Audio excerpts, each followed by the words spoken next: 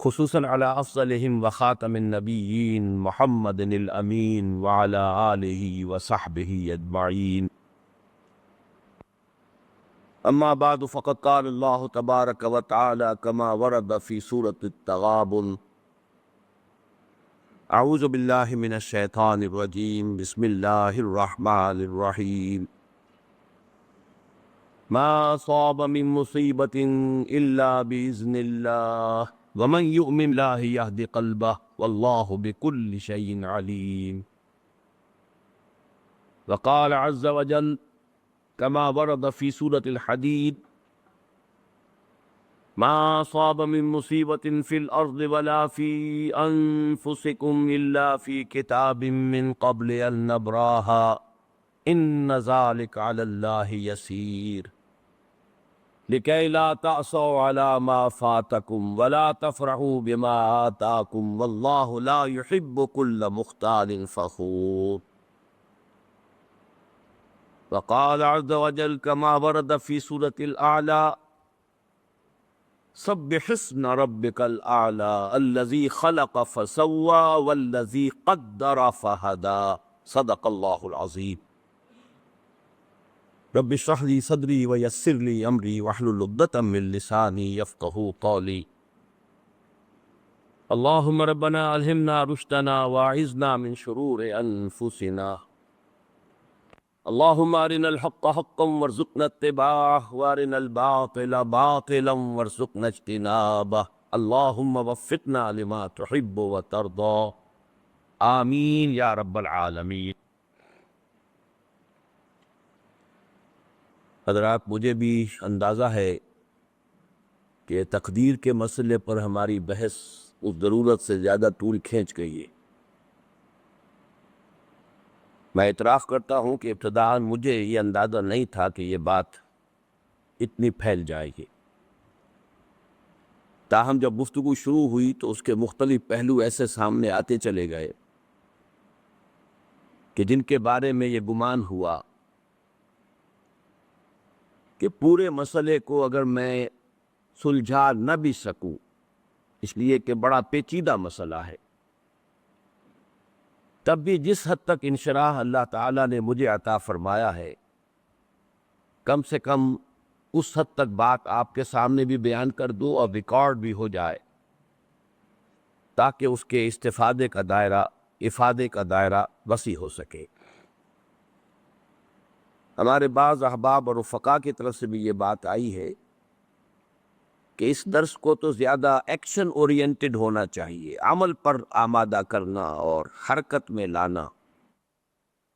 اور آپ حضرات ان میں ہے کہ میرا اپنا مزاج تو اصلاً ہے ہی وہ، لیکن چونکہ یہ مسئلہ وہ مقطع میں آپ پڑھی ہے سخن گسترانہ بات والی بات ہے کہ میں نے شروع میں کچھ ایمانیات جو ہیں، بنیادی ایمانیات، ان پر گفتگو کا آغاز کیا. اس میں پھر ظاہر بات ہے کہ یہ مسئلہ بھی آ گیا، ایمان باللہ کا ایک تتمہ ضمیمہ، بلکہ میں تو کہتا ہوں اس کا ایک لب لباب ہے یہ مسئلہ تقدیر. جو مباحث آپ کے سامنے آ چکے ہیں ان کو تو میں اب دہراؤں گا نہیں. آج یہ ایک شیٹ میں تیار کرا کے لایا ہوں، اس کے حوالے سے چند چیزیں شاید آپ کو سمجھنے میں آسانی ہو. مسئلہ تقدیر، سب سے پہلے لغت اور اصطلاح کی بحث ہے. قدر عربی زبان کا یہ لفظ جو ہے یہ اسم کے طور پر بھی مستعمل ہے اور فعل کے طور پر بھی، اور اس کا صحیح ترین مفہوم اردو میں ادا کرنا مشکل ہے. انگریزی کا لفظ بہت اس کو آسانی سے واضح کرتا ہے. ویلیو، قدر، اس معنی میں اردو میں مستعمل ہے. قدر و قیمت، فلاں شے کی قدر و قیمت کیا ہے، قدر، ویلیو. اور جب فعل کی شکل میں یہ آئے گا تو ٹو ایویلیویٹ، کسی شے کی قدر کا تعین، کسی شے کی قدر و قیمت کو معین کرنا. اب یہ جب ثلاثی مجرد سے آتا ہے قدر یقدر، اس کے معنی ہوتے ہیں قادر ہونا، قابو یافتہ ہونا، کسی شے پر قابو یافتہ ہو. اس سے اس میں فاعل قادر ہے، قادر، قابو یافتہ، قدرت رکھنے والا۔ صفت مشبہ بنتی ہے قدیر، اور اس میں فاعل اور صفت مشبہ میں فرق یہی ہے کہ جب وہ کیفیت فاعلی دائمی ہو جائے، مستقل ہو جائے، تو وہ صفت مشبہ کے درجے میں آ جاتی ہے۔ اور یہی صرف ایک نقطے کے طور پر عرض کر رہا ہوں کہ ہمارے ہاں ایک لفظ تو بہت بڑی گالی ہے، عامر۔ عامر گالی ہے، الگ اس میں فاعل ہے۔ امیر اسی سے صفت مشبہ ہے، اور اس کو ہم اچھے سنس میں استعمال کرتے ہیں۔ لیکن یہ کہ وہ عامر کے جو کا مفہوم جو ہے وہ جدید جو ہمارے تصورات ہیں، حقوق انسانی اور جمہوریت اور بندوں کی گنتی کرنا، بندوں کو گنا کرتے ہیں، تولا نہیں کرتے، اس کے حوالے سے عامر کا لفظ گالی بن گیا، حالانکہ امیر در حقیقت اسی سے صفت مشبہ ہے۔ اس سے مقدار مفعال کے بدن پر اس میں آلہ بنا، وہ شے جس سے تعین ہوتا ہے، مقدار کتنی ہے، 1 من ہے، 2 من ہے، 3 من ہے، اس کے حوالے سے بھی آپ کسی کی ایویلویشن میں فائدہ حاصل کرتے ہیں۔ اور پھر اس کی جمع مقادیر ہے، یہ چونکہ آج کی حدیثوں میں بھی یہ لفظ آئے گا مقادیر کا، اسے یہاں نوٹ کر لیجیے۔ اب باب تفعیل سے ہے تقدیر، قدر یقدر تقدیرا، اس کے معنی ہے کسی شے کی مقادیر کی تعیین، مقداروں کا معین کر دینا، کسی شے کے لیے اندازہ معین کر دینا، اندازہ کرنا، یہ تقدیر ہے۔ چنانچہ آج میں نے جو 4 آیات ہیں ابتدائی، بلکہ میں نے ترتیب تو یہ رکھی تھی، 1 آیت سورہ تغابن کی، پھر 2 آیتیں سورہ حدید کی، اور پھر 4 آیتیں سورۃ الاعلیٰ کی۔ لیکن اب اس وقت بیان میں وہ جو تیسرے نمبر پر بات آئی تھی وہ پہلے آ رہی ہے، اور ان میں مشترک یہ ہے کہ مسبحات شمار ہوتی ہیں، وہ بھی 5 مسبحات ہیں، حدید سے شروع ہو کر، کیوں چینج کر رہے ہو اس کو، آواز کو، پہلے ٹھیک تھی۔ وہ سورہ حدید سے سورہ تغابن تک مسبحات پہلی جو ہے وہاں اس مجموعے میں وہ سورہ حدید ہے، آخری تغابن ہے، اور آخری پارے میں سبح اسم ربک الاعلی، اسی پہلی آیت سے اس کا نام ہے سورۃ الاعلیٰ۔ سبح اسم ربک الاعلی الذی خلق فسوی والذی قدر فہدی۔ اللہ تعالیٰ کے 4 افعال کا تذکرہ یہاں آ رہا ہے۔ سبح اسم ربک الاعلی، اپنے اس رب کے نام کی تسبیح کرو جو بلند و بالا ہے، سب سے اونچا ہے۔ لیکن اب اس کے بعد 4 افعال ہیں۔ الذی خلق فسوی، وہ ہستی کے جس نے پہلے پیدا کیا، پھر تسویہ کیا، اس کا تخلیق اور تسویہ۔ تخلیق کسی شے کا سٹرکچر بنا دینا، ہیولہ بنا دینا، ہیولہ سٹرکچر، اور پھر اس کے بعد تسویہ ہے اس کو سنوارنا، درست کرنا، اس کی آرائش سے بائش، آرکیٹیکچرل ٹچز جس کو ہم کہتے ہیں۔ تو اللہ تعالیٰ کی تخلیق کے بھی یہ 2 مرحلے ہیں، الذی خلق فسوی والذی قدر، تیسرا مرحلہ ہے ہر شے کا ایک اندازہ معین کر دیا ہے، یہ اس کی تقدیر ہے۔ کس معنی میں؟ ایک تقدیر ہے نوع کی، انسان اگرچہ اشرف المخلوقات ہے لیکن اڑ نہیں سکتا، مچھر حقیر ترین مخلوقات میں سے ہے، مکھی اڑ رہی ہے، یہ اس کی تقدیر نوعی ہے۔ ہر سپیشیز کے لیے اللہ نے ایک اندازہ مقرر کر دیا، اس سے وہ باہر نہیں جاتا، ہر چیز کے لیے لمٹس، ہر چیز کے اندازے۔ تو اس انداز میں نے ایک مثال دی، زیادہ کا وقت نہیں ہے اس وقت۔ تو پہلے ہے تخلیق، پھر ہے تسویہ، والذی قدر، پھر ہر شے کے اندازے معین کر دیے، والذی قدر فہدی، پھر راستہ کھول دیا، ہدایت دے دی، اب چلو، اب اس میں اپنی جولان گاہ ہے، اس میں اپنی نیکی یا جو بھی ولی تمہارے اندر ہے اس کو بروئے کار لاؤ۔ یہ گوئے ہے اور یہ میدان گوئے ہے، تمہاری یہ لیمیٹیشنز ہے، یہ شاکلہ ہے، یہ تو معین ہے، لیکن یہ ہم نے میدان کھول دیا ہے، اپنے اس شاکلہ کے اندر اندر جتنی کچھ بھی تم نیکی کما سکو کماؤ، یا جو بدی کے انبار اپنے کندھوں پر لادنے اڑا دو۔ تو یہ چار الفاظ ذہن میں رکھیے، یہاں تقدیر قدرا، سبح اسم ربک الاعلی الذی خلق فسوی والذی قدر فہدی والذی اخرج المرعی، وہ اب آگے بات لمبی چلے۔ تو یہ لغت اور اصطلاح کی بحث یہاں ختم ہوئی۔ اسی کا دوسرا حصہ عقائد و کلام جو ہیں، یہ عقائد و کلام جو ہیں اس کی بھی ایک ترتیب نوٹ کر لیجئے، اور اس کے لیے بہترین شعر ہے اکبر الآبادی کا، جہاں ہستی ہوئی محدود، لاکھوں پیچ پڑتے، عقیدہ عقل منطق سب کے سب آپس میں لڑتے، ایک ہستی لامحدود ہے اللہ کی، ایک ہستی محدود ہے، وہ محدود مائکروسکوپک بھی ہو سکتی ہے، الٹرا مائکروسکوپک بھی ہو سکتی ہے محدود، وہ محدود کائنات بھی ہو سکتی ہے، لیکن یہ بھی لامحدود نہیں ہے۔ لامحدود ہستی صرف اللہ کی، لیکن وہ ہستی ہے لامحدود، اس سے، اس کے تخلیق کے عمل سے جب محدود وجود میں آئے تو اب چکر پڑ گئے، بہت سے لاکھوں پیچ پڑتے ہیں، جہاں ہستی ہوئی محدود لاکھوں پیچ پڑتے۔ اب اس لامحدود کا محدود سے تعلق کیا ہے، یا اس محدود کا اس لامحدود سے تعلق کیا ہے؟ انائے صغیر اور انائے کبیر کا رابطہ کیا ہے؟ یہ ایبسولوٹ بینگ اور کنٹینجنٹ بینگ، نیسیسری بینگ اور کنٹینجنٹ بینگ، ایبسولوٹ بینگ اور لمیٹڈ بینگ، ان کا آپس میں رشتہ کیا ہے؟ خالق و مخلوق کا رشتہ کیا ہے؟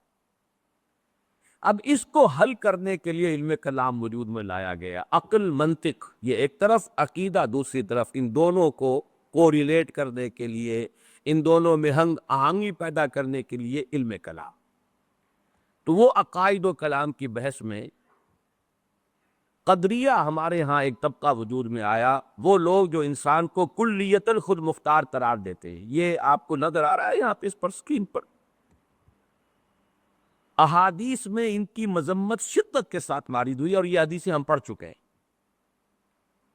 جبریہ وہ لوگ جو انسان کو مجبور محض قرار دیتے، اور میں آپ کو بتا چکا ہوں کہ شاعری، ادب اور جدید سائنس سب سے پڑھ کر انسان کو مجبور محض قرار دینے میں متفق، سائنس سب سے آگے نکل گئی۔ جینز ہے بھائی تمہارے، جو تمہارے آباء و اجداد سے چلے آ رہے ہیں، تم ہو کون؟ Who are you? Nothing۔ وہ جینز تمہارے والدین سے آئے ہیں، اور پھر اس کے اوپر کوئی تھوڑے سے جو ہے غلاف چڑھ گئے تمہاری تعلیم اور تربیت اور ماحول کے، انوائرمنٹ، بس ان دونوں کے مجموعے کا نام تم ہو۔ اس مغالطے میں مبتلا نہ رہو کہ میں بھی کچھ ہوں، میں کچھ نہیں، یہ سب سراب ہے، دھوکہ ہے، کوئی حقیقت ہی نہیں۔ شاعری میں جیسا کہ میں نے آپ کو یہ شعر سنائے، اردو زبان کے چوٹی کے اشعار میں سے ہے، میر کا شعر ہے، ناحق ہم مجبوروں پر یہ تہمت ہے مختاری کی، جو چاہے سو آپ کرے ہیں، ہم کو ابس بدنام کیا، ہم خواب خواہ بیچ میں بدنام ہوتے، کر تو وہی رہا ہے۔ اور فانی کا شعر ہے، دیکھ فانی وہ تیری تدبیر کی میت نہ ہو، ایک جنازہ جا رہا ہے گوش پر تقدیر کے۔ تو اچھی طرح سمجھ لیجئے، اس کائنات میں ایک کنٹرول اتنا چھایا ہوا ہے کہ کسی اور اختیار اور ارادے کو عقل تسلیم ہی نہیں کر سکتی،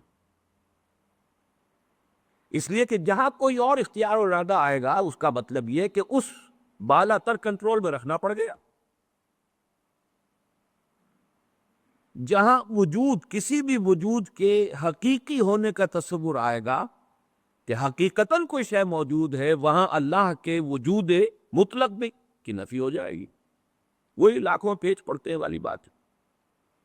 بہرحال سائنس، ادب، فلسفہ یہ سب جبریت کی طرف لاتے ہیں، اور ہمارے جو کلامی نظریات تھے ان میں سے مرجیہ وہ ہے کہ جنہیں بس یہ کہ کسی عذاب ثواب کا کوئی وہ نہیں ہے، کوئی عذاب کا کوئی سوال ہی نہیں، امید ہی امید ہے، اس لیے کہ جب مجبور ہے تو سزا کائے کی دے گا؟ وہ جو کچھ کر رہے ہیں ہم اس کے جبر کی وجہ سے کر رہے ہیں، سزا کا کوئی سوال۔ تو اگرچہ جبریہ کا لفظ جو ہے وہ نہیں آیا ہے جیسا کہ وہ احادیث ہم پڑھ چکے ہیں، لیکن مرجیہ کا لفظ آیا ہے، تو ان کی بھی مذمت، ان کی بھی نفی کی گئی ہے۔ اب ان دونوں کے بین اہل سنت کا معتدل موقف کیا ہے، یہ آج الفاظ میں معین یہاں آپ کے سامنے لکھا ہوا ہے۔ انسان کو ارادے اور انتخاب کی آزادی حاصل ہے، یہ مذہب ہے جو آپ کو ایک ہستی اور شخصیت عطا کرتا ہے کہ آپ بھی کچھ ہیں۔ سائنس نفی کرتی ہے، وہ تو وہی لطیفہ وہ ملا نصر الدین کا کہ دو سیر قیمہ لے کر آئے تھے کہ ذرا کباب بنانا، اہلیہ کو دیا، خود چلے گئے کہیں کام بات، اہلیہ کے کہیں اپنے میں کیسے رشتہ دار کو آ گئے، انہوں نے سب پکا پکو کے کھلا دیا۔ اب آئے ملا نصر الدین کہ بھائی وہ ذرا کباب بنا کے لاؤ، کہ وہ تو سب بلی کھا گئی، کہ سارا کھا گئی، سب کھا گئی۔ بلی کو پکڑ کے تولا تو وہ بھی 2 سیر، کہ اگر یہ بلی ہے تو وہ کباب کہاں ہے، اور یہ اگر کباب ہے تو بلی کہاں ہے؟ اگر قدرت کاملہ محیطہ قاہرہ هو القاہر فوق عبادہ، صرف قادر نہیں ہے، قاہر، یہ بھی لفظ شاید گالی لگے آپ کو، معاذ اللہ، قل هو القادر فوق عبادہ، قل هو القاہر فوق عبادہ، وہ قادر ہی نہیں قاہر ہے۔ اللہ کی ہستی ہے قاہر، اس کے ساتھ کہاں رہ جائے گا ارادہ؟ تو واقعہ یہ ہے کہ مذہب اس بات کرتا نہیں تم ہو، تمہارا ایک وجود ہے، تمہارا ایک آزادی ہے، چوائس ہے، تمہارا اپنا انتخاب ہے، تمہارا اپنا اختیار ہے، کتنا ہی کم ہو ہے، اور اسی کی بنیاد پر وہ مکلف اور جواب دہ ہے، از رسپانسبل اینڈ اکاؤنٹیبل۔ اگر آزادی نہ ہو تو اکاؤنٹیبلٹی کا سوال نہیں، رسپانسبلٹی کا سوال نہیں۔ لیکن ایک جانب اس کے کسی بھی ارادے کا پورا ہونا بالکل یا اللہ کے اذن اور اس کی توفیق و تیسیر پر منحصر ہے۔ ارادہ آپ نے کیا، اس کا پورا ہونا آپ کے اختیار میں نہیں ہے، ارادہ کر دینے کا اختیار آپ کو تھا۔ اب ظاہر بات ہے کہ اس میں نہ معلوم کتنے فیکٹرز ہوں گے، there's many a slip between the cup and the lip۔ ارادہ تو آپ نے کیا ہے، خارجی عوامل ہو سکتے ہیں، مادی عوامل ہو سکتے ہیں، کوئی شخص طاق میں بیٹھا ہوا ہے کہ آپ کا ارادہ پورا نہ ہونے دے، کوئی اور قوت ہے کہ جو رکاوٹ ڈال رہی ہے، اور سب سے اوپر یہ کہ اللہ کا اذن نہیں، اللہ کی تیسیر نہیں، اللہ کی توفیق نہیں، تو یہ وجود میں آ ہی نہیں سکتا۔ گویا انسان صرف کاسب اعمال ہے، خالق اعمال نہیں ہے۔ یہ الفاظ ہیں کہ جو اہل سنت کے اعتبار سے بہت اہم ہیں۔ کسب ہے کمائی، میں نے نیکی کا ارادہ کیا، بس میری کمائی ہو گئی۔ اب نیکی کا یہ ارادہ پورا ہو، یہ اللہ کے اذن پر، تیسیر پر، تائید پر، توفیق پر، حالات کی موافقت پر، عناصر کی موافقت پر، اور یہ عناصر یہ بھی اللہ کے قبضہ قدرت میں دار و مدار اس پر ہیں۔ تو اعمال کا خلق ہونا، واللہ خلقکم وما تعملون، اللہ ہی نے تمہیں بھی پیدا کیا ہے، تمہارے اعمال کو بھی پیدا کیا، تم اپنے اعمال کے خالق نہیں، لیکن چونکہ اس میں ابتدائی ارادہ تمہارا تھا، ابتدائی جو ہے چوائس تمہارا تھا، کاسب ہو گئے ہو، نیکی تم نے کما لی، یا بدی کا جو بھی ہے تمہارے اوپر وبال آ جائے گا۔ اور دوسری جانب انسان کے قسم کی جولان گاہ اس کی خلقت اور جبلت اور تعلیم و تربیت سے وجود میں آنے والے شاکرہ کے دائرے میں محدود ہے۔ یعنی آپ نے چوائس بھی کیا، اللہ کا اذن بھی آ گیا، اس سب کے باوجود اللہ نے آپ کے گرد جو ایک شاکلہ بنا رکھا، آپ اس سے نہیں نکل سکے گی، وہ شاکلہ مستقل ہے۔ اور جیسا کہ پچھلی مرتبہ ہم بیان کر چکا ہوں، یہ شاکلہ جبلت سے بنا ہے، یہ حدیث ہم پڑھ چکے۔ الناس معادن کمعادن الذهب والفضہ، انسان بھی معدنیات کے مانند ہے، جیسے سونے کی معدنیات، سونے کی اور ہے، صاف کریں گے سونا بنے گا، اور چاندی کی معدنیات ہے، کتنا ہی صاف کر لیں سونا تو نہیں بنے گا، چاندی بتی۔ اس اعتبار سے انسانوں کی بھی خلقت یا جس کو فارسی میں سرشت کہیں گے اور جدید سائیکالوجی کی اصطلاح میں جبلت کہیں گے، ما جبل علیہ، حدیث کے اندر بھی الفاظ یہ ہیں ما جبل علیہ، اس پر جو ہے اس سے ایک شاکلہ وجود میں آ گیا ہے، اس کی بنا پر آپ جو محنت کریں گے اس کے نتائج نکل آئیں گے۔ لیکن اب اس کا ایک نتیجہ نکلتا ہے بہت اہم۔ ایک شخص نیکی کا ارادہ ہے، فرض کیجئے ٹنوں نیکی کما لی اس نے، ایک شخص نیکی کی ارادہ کر رہا ہے، شاید صرف ایک سیر نیکی کمائی ہے۔ ہماری نگاہ ظاہر بین میں وہ ایک سیر بے حقیقت ہے ٹنوں کے مقابلے میں، لیکن ہو سکتا ہے کہ جو شاکلہ تھا اس کے اعتبار سے یہ ایک سیر جو ہے وہ بھی بہت بڑی اچیومنٹ ہو۔ اس کے اندر رکاوٹیں اتنی تھی، اس کی جبلت کے اندر خامیاں اتنی تھی، اس کی سرشت کے اندر رکاوٹیں اتنی تھی، ہی struggling and struggling and struggling hard, تب کہیں جا کر وہ ایک سیر اس نے جو ہے وہ کمائی کی ہے نیکی کی۔ اور ایک وہ ہے کہ جس کی جبلت میں، جس کی سرشت میں، جس کی خلقت میں آسانیاں تھیں، موجود تھیں، وہ ٹنوں بھی لے گیا ہے، تو ہو سکتا ہے اللہ کی میزان میں وہ ایک سیر ٹنوں کے مقابلے میں زیادہ وزنی ہو۔ یہ ہے نہایت پر امید بات۔ پہلا جو ہے وہ پر امید معاملہ کیا ہے کہ ہم ہیں، ہماری نفی نہیں ہے، میرا چوائس، میری مرضی، میرے پسند، اس کو بھی اول دخل ہے۔ دوسرا، میری رسپانسبلٹی جو ہے اللہ کے ہاں وہ اس مقدار پر نہیں ہوگی، بلکہ میرے شاکلہ کے اعتبار سے مجھے ایسس کیا جائے۔ اس کو 5 مرتبہ، میں پچھلی مرتبہ وہ 5 آیات آپ کو سنا چکا۔ لا یکلف اللہ نفسا الا وسعها، اللہ کسی جان کو اس کی وسعت سے زیادہ رسپانسبل، اکاؤنٹیبل نہیں ٹھہرائے گا۔ اور اللہ کا یہ بڑا، یوں سمجھیے کہ سپر کمپیوٹر جو ہے، وہ سپریم کمپیوٹر اللہ کا، اس کا ہم تصور نہیں کر سکتے۔ ہر انسان کا شاکلہ، اس میں کیا تھا، گیون کیا تھا، جینز کیا تھے، ماحول کے کیا اثرات ہوئے، اس سے شاکلہ کیا بنا، اب اس میں اس نے کیا کمائی کی۔ جیسے غزوہ تبوک کا وہ واقعہ ہے کہ بیچارے غریب مزدور انصاری صحابی نے وہ کچھ تھوڑی سی کھجوریں پیش کی لا کر چندے میں، ساری رات محنت کی کسی یہودی کے باغ میں، وہاں محنت کر کے آبیاری کی باغ کی، اور جو صبح کو کھجوریں ملی کچھ، اس میں سے آدھی گھر والوں کو دے دی، یہ دن بھر کا راشن ہے، آدھی لا کر حضور کی خدمت میں پیش کر دی۔ اب وہاں جو ایک بہت بڑا لگا ہوا تھا ایک انبار، ہر طرح کا ساز و سامان آ رہا ہے، حضور نے کہا، حالانکہ منافقین نے استہزاء کیا، جی جی جی، یہ ان کھجوروں کے بغیر تو یہ مہم سر ہو ہی نہیں سکتی تھی، کیا کہنے ان کا جو ہے وہ زہر خند جس کو ہم کہتے ہیں، ان کا استہزاء کا انداز تھا۔ لیکن حضور نے فرمایا ان کھجوروں کو اس پورے ڈھیر کے اوپر پھیلا دو، اللہ کی میزان میں یہ کھجوریں اس پورے ڈھیر پر بھاری۔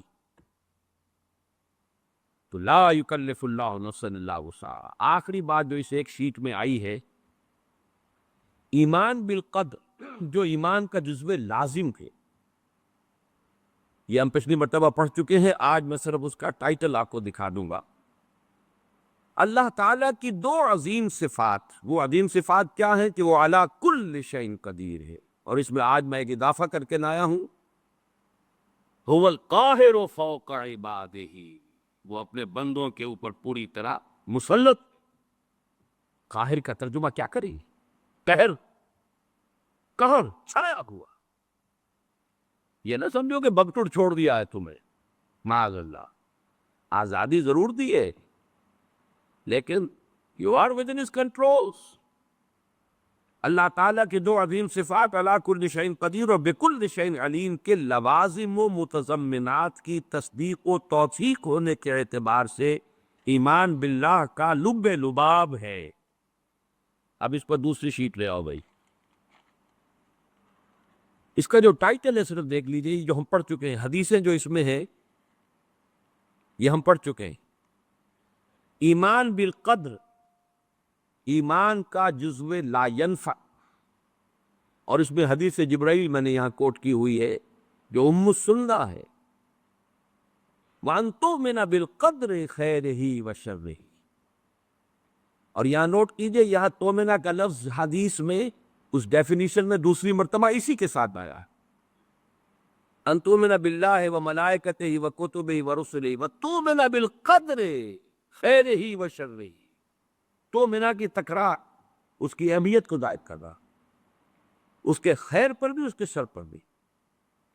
تو پہلی بات تو یہ نوٹ کیجئے، یہ ایمان کا جزو لازم بھی، خیرہ و شرہ من اللہ تعالی، یہ جو بھی پھر وہ ایمان مفصل ہم نے یاد کیا تھا بچپن میں، خوش نصیب ہے وہ جنہیں بچپن میں یاد کرایا گیا۔ اور بہرحال ہینڈی کیپڈ ہے، میں بد نصیب تو نہیں کہتا، ہینڈی کیپڈ ہے وہ لوگ جنہیں بچپن میں یہ چیزیں یاد نہیں کرائی گئی۔ بہرحال جب بھی اس کی تلافی کرے۔ آمنت باللہ و ملائکتہ و کتبہ و رسلہ والیوم الآخر والقدر خیرہ و شرہ من اللہ تعالی والبعث بعد الموت۔ لیکن اس پر بحث و تمہیز کی اجازت نہیں ہے، مسئلہ اتنا الجھا ہوا ہے، اتنا ہی الجھا ہوا ہے جتنا کہ وجود کا مسئلہ ہے، وحدت الوجود اور وحدت الشہود، اور یہ مسئلہ لا ینحل، اس لیے کہ ایک وجود مطلق ہے، ایک وجود لامحدود ہے، ایک وجود محدود ہے، ایک حادث ہے، ایک ازلی ہے، ابدی ہے، دائم ہے، قائم ہے، ایک حادث ہے اور فانی ہے۔ کیا ریلیشن شپ ہے بٹوین دی ٹو؟ اسی طرح کا معاملہ، لیکن اس خیر ہی، اس پر بحث کرنے کی اجازت نہیں۔ وہ حدیثیں ہم پڑھ چکے ہیں، یہ میں نے شیٹس تیار کروا لی ہے، یعنی جو مشکات المصابیح کتاب ہے اس میں جو 46 احادیث ہیں اس باب میں، ان میں نے ایک کا اضافہ کیا ہے کہ جو باب العلم میں سے میں نے لی ہے، پھر ان کو میں نے مختلف تقسیم کر دیا ہے عنوانات کے اعتبار سے، ورنہ واقعہ یہ ہے کہ جب خود میں نے پڑھنا شروع کیا، میں پچھلی مرتبہ بھی اعتراف کر چکا ہوں کہ ایک دفعہ تو میں گم ہو کر رہ گیا، لیکن جب میں نے مختلف موضوعات کی احادیث کو علیحدہ علیحدہ کر کے دیکھا تو بات کھلتی چلی گئی۔ یہ میں نہیں کہہ سکتا کہ بالکل سلجھ گئی، لیکن بہت حد تک ڈور سلجھ گئی، اور وہی میں کوشش کر رہا ہوں کہ آپ پر بھی منتقل کروں۔ تو ایمان بالقدر ایمان کا جزو لا ينفك ہے، وَأَن تُؤْمِنَ بِالْقَدْرِ خَيْرِهِ وَشَرِّهِ، یہ حدیث جبرائیل کے الفاظ ہیں، رواه مسلم عن عمر بن الخطاب رضی اللہ عنہ۔ لیکن اس پر بحث و تمیز کی اجازت نہیں۔ عزمت علیکم، عزمت علیکم، حضور نے 2 مرتبہ فرمایا، یہ حدیثیں ہم پڑھ چکے ہیں، میں تم پر لازم کرتا ہوں کہ اس معاملے کے اندر بحث و تمیز مت کرو۔ مانو، مراقبہ کرو گے تو سمجھ میں بھی آ جائے گی، ایک دوسرے سے سمجھنے کے لیے سوال کرو گے تب بھی مفید ہوگا۔ بحث و تمیز جر ہو اور رد و قدع کرو گے تو پھر یہ بات جو ہے تمہارے ہاتھ سے نکل جائے گی۔ اچھا، یہاں خیر ہی و شر ہی من اللہ تعالیٰ کا مطلب کیا ہے؟ یہ میں نے پہلے بیان کیا تھا کہ ہمارے سورہ تغابن اور سورہ حدید کے درس میں یہ بات بہت وضاحت سے آ چکی۔ دیکھیے، اس وقت ویژولائز کیجئے، بلکہ مجھے خیال ہوا میں اسی کے ساتھ وہ ڈائیگرام بھی بنا کے لے آتا۔ آپ مجھے کو سامنے رکھیے، میں ایک انسان ہوں، مکلف ہوں، اللہ کے ہاں جواب دہ ہوں، رسپانسیبل ہوں، اکاؤنٹیبل ہوں۔ کچھ چیزیں مجھ پر وارد ہوتی ہیں، کوئی مصیبت آ گئی، کوئی تکلیف آ گئی، کوئی بیماری آ گئی، کوئی نقصان ہو گیا، کچھ ہو گیا۔ اب نوٹ کرنا چاہیے کہ اس کے کچھ اسباب ہوں گے، مادی اسباب ہیں، یا کچھ اور لوگ ہیں، کسی نے میرے گھر کو فرض کیجئے کہ کوئی نقصان پہنچانا چاہا ہے، اس نے کام کیا ہے، کسی نے مجھے اٹھا کے پتھر دے مارا ہے، تو یہ سارے فیکٹرز ہیں، لیکن یہ شے بالفعل مجھ پر نہیں وارد ہو سکتی اگر اللہ کا اذن نہ ہو۔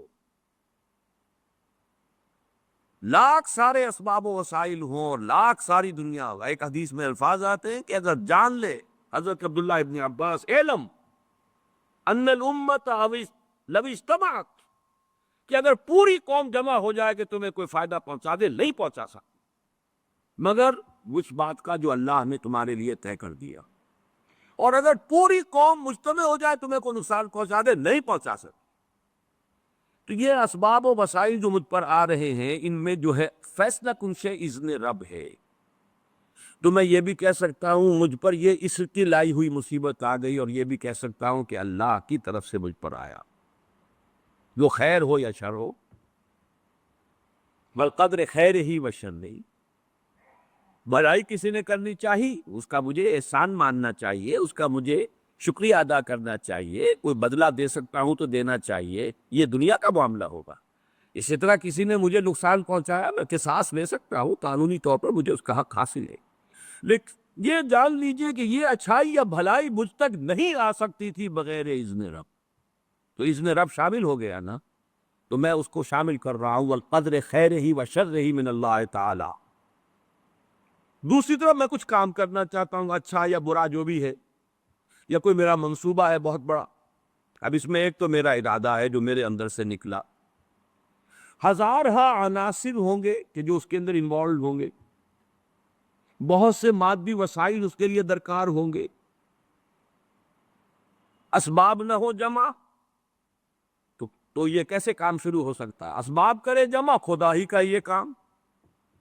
یہ عزم تیرا، یہ مجھے الفاظ پھر یاد آ گئے، وہی اکبر الہ آبادی کے، یہ میرے دوست پہ اشعار بہت آئے ہیں، اب کچھ ذہن سے اوجل ہو گئے۔ یہ عزم تیرا سعی سے دمساز ہو کیوں کر، عزم تو ہے، عمل کیسے ہو؟ اسباب نہ ہو جمع تو آغاز ہو کیوں کر، اسباب کرے جمع، خدا ہی کا ہے یہ کام، تعلیم ہو تو خدا سے، تو دعا ہی کا ہے یہ کام۔ یہاں پر بھی ایک فیکٹر ابھی اکبر الہ آبادی کی نگاہ سے بھی اوجل ہے۔ دیکھیں میرا ایک عزم ہے، میرا ایک ارادہ ہے، اس کے لیے کوئی مادی وسائل، کچھ لوگوں کا تعاون درکار ہے، وہ بھی اللہ کے کنٹرول میں ہے، اللہ چاہے گا تو آئے گا۔ پھر بالآخر کسی شے کا پورا ہو جانا، آخری درجے میں پھر اللہ کے اذن کا تعلیم ہے۔ یہاں تک کہ حضور نے فرمایا کہ جو لقمہ بھی ابن آدم کی حلق سے نیچے اترتا ہے، اب وہ سارا آپ نے اس کے لیے کمائی کی، محنت کی، وہ کھانا پک گیا، آپ کی اہلیہ نے پکا لیا گھر پہ، اب یہ لقمہ اتر رہا ہے، اس وقت بھی اللہ سے اذن چاہتا ہے کہ میں اس کے حق میں غذا کا کام دوں یا زہر بن کر لڑکا۔ لہذا میں یہ بھی کہہ سکتا ہوں کہ یہ کام اس طرح ہو گیا، میرے کرنے سے ہو گیا، ان اسباب سے ہو گیا، ان مددگاروں کی مدد سے ہو گیا، اور یہ بھی کہہ سکتا ہوں کہ یہ کام میں نے نہیں کیا، اللہ نے کیا۔ صرف جو ہمیں تلقین کی گئی ہے وہ یہ ہے، خیر وجود میں آ جائے تو اسے اللہ کی طرف منسوب کرو۔ الحمدللہ الذی ہدانا لہذا وما کنا لنہتدی لولا ان ہدانا اللہ، کل حمد، کل شکر، کل تعریف اس اللہ کی ہے جس نے ہمیں ہدایت عطا فرمائی۔ ہم ہرگز ہدایت نہ پا سکتے اگر اللہ ہمیں ہدایت نہ دے۔ غلطی ہو جائے تو اسے اپنی جانب منسوب کرو، ربنا ظلمنا انفسنا وان لم تغفر لنا وترحمنا لنکونن من الخاسرین۔ شیطنت اس کے برعکس ہے، خیر ہے تو میری، میں نے کی، اور شر ہے تو اللہ تو نے کروایا۔ فبما اغویتنی، اے اللہ تو نے جو مجھے اغوا کیا ہے، تو اب میں ثابت کر کے رہوں گا کہ یہ آدم اس اکرام و تکریم کا مستحق نہیں تھا جو تو نے اس کو عطا کر دی۔ یہ ہے شیطنت، شیطانیت، اور وہ ہے آدمیت۔ غلطی ہو، خرابی ہو، اپنی طرف منسوب کرو، اور اگر کوئی خیر ہے اللہ۔ اب آئیے اگلا لوبس جو سیکشن ہے، شیٹ مل۔ اللہ ہر چیز پر قادر بھی ہے اور قاہر بھی، یہ میں نے الفاظ آپ سے کہا تھا کہ آج میں یہ ایڈ کر کے لایا ہوں تاکہ بات اب کھل جائے، آج کوئی پہلو جو ہے میرے امکانی حد تک اس میں جو ہے مشتبہ اور خفی نہ رہ جائے۔ ہوا علی کل شیء قدیر، یہ تو بے شمار آیات مرتبہ آیا ہے، وَهُوَ الْقَاهِرُ فَوْقَ عِبَادِهِ، یہ بھی 2 مرتبہ آیا۔ لہذا انسان کو جو قدرت بھی حاصل ہے وہ محدود بھی ہے اور مستعار بھی ہے، یہ دونوں الفاظ نوٹ کیجئے۔ اب یہ جو شرک کی بحث ہوتی ہے ہمارے ہاں اور اقسام الشرک، اللہ کا وجود ذاتی ہے، لامحدود ہے، قدیم ہے، ما سوا کا وجود عطائی ہے، اللہ نے عطا کیا ہے، حادث ہے، محدود ہے۔ اسی طرح جو قدرت ہمارے پاس ہے وہ ہماری اپنی نہیں ہے، عطائی ہے اللہ کی، اور لامحدود نہیں، محدود ہے، مستعار ہے، محدود ہے، اور حادث ہے۔ اور اللہ کی قدرت و قہر کے تابع بھی ہے، اور انسان کی مطلق خود و افطاری کا تصور بہت بڑی گمراہی ہے۔ یہ قدریہ کی نفی پر احادیث جو ہے یہ ہم پچھلی مرتبہ پڑھ چکے ہیں، یہ 5 6 7 8 9 حدیثیں جو ہیں یہ میں نے ایک علیحدہ جمع کر دیا ہے تینوں فصلوں میں سے نکال کر، جو اس تصور کی نفی کرتے قدریہ، ہم قادر جو چاہیں کریں. جو اس مغالطے میں ہے وہ تو در حقیقت بہت ہی بڑے گمراہ اور بہت ہی بڑے ایک سراب کسی کیفیت جو ہے اس کے اندر ہے. اب آئیے تیسری شے جو ہم پڑھ چکے ہیں، قُلْ كُلٌّ يَعْمَلُ عَلَىٰ شَاكِلَتِهِ. یہ آیت جو ہے سورہ بنی اسرائیل کی 84 آیت، اس کا پہلا ٹکڑا انتہائی اہم ہے. جو آج جس طرح نکھر کر آیا ہے اس سے پہلے یہ ہو ہی نہیں سکتا تھا. شاکلہ، پیٹرن.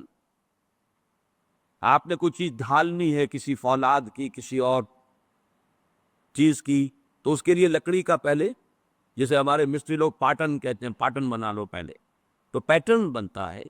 تاکہ آپ نے لوہے کو پگھلایا، تانبے کو پگھلا کے اس میں ڈالیں گے تو اسی کے مطابق اس کی شکل ہو جائے گی. شاکل، شکل دینے والا. تو اس کو جو فارم دینے والی شے ہے وہ اس کا فرما، جس کو ہم کہہ دیتے ہیں، وہ فارم ہے نا. فرما، یہ فرما ہے جو اس کو فارم عطا کرے گا. یا یہ کہ یہ پاٹن ہے، پیٹرن ہے، اس کے اندر ڈھلے گی جو شے اسی کے مطابق ہو جائے گی. وہ ہے شاکلہ.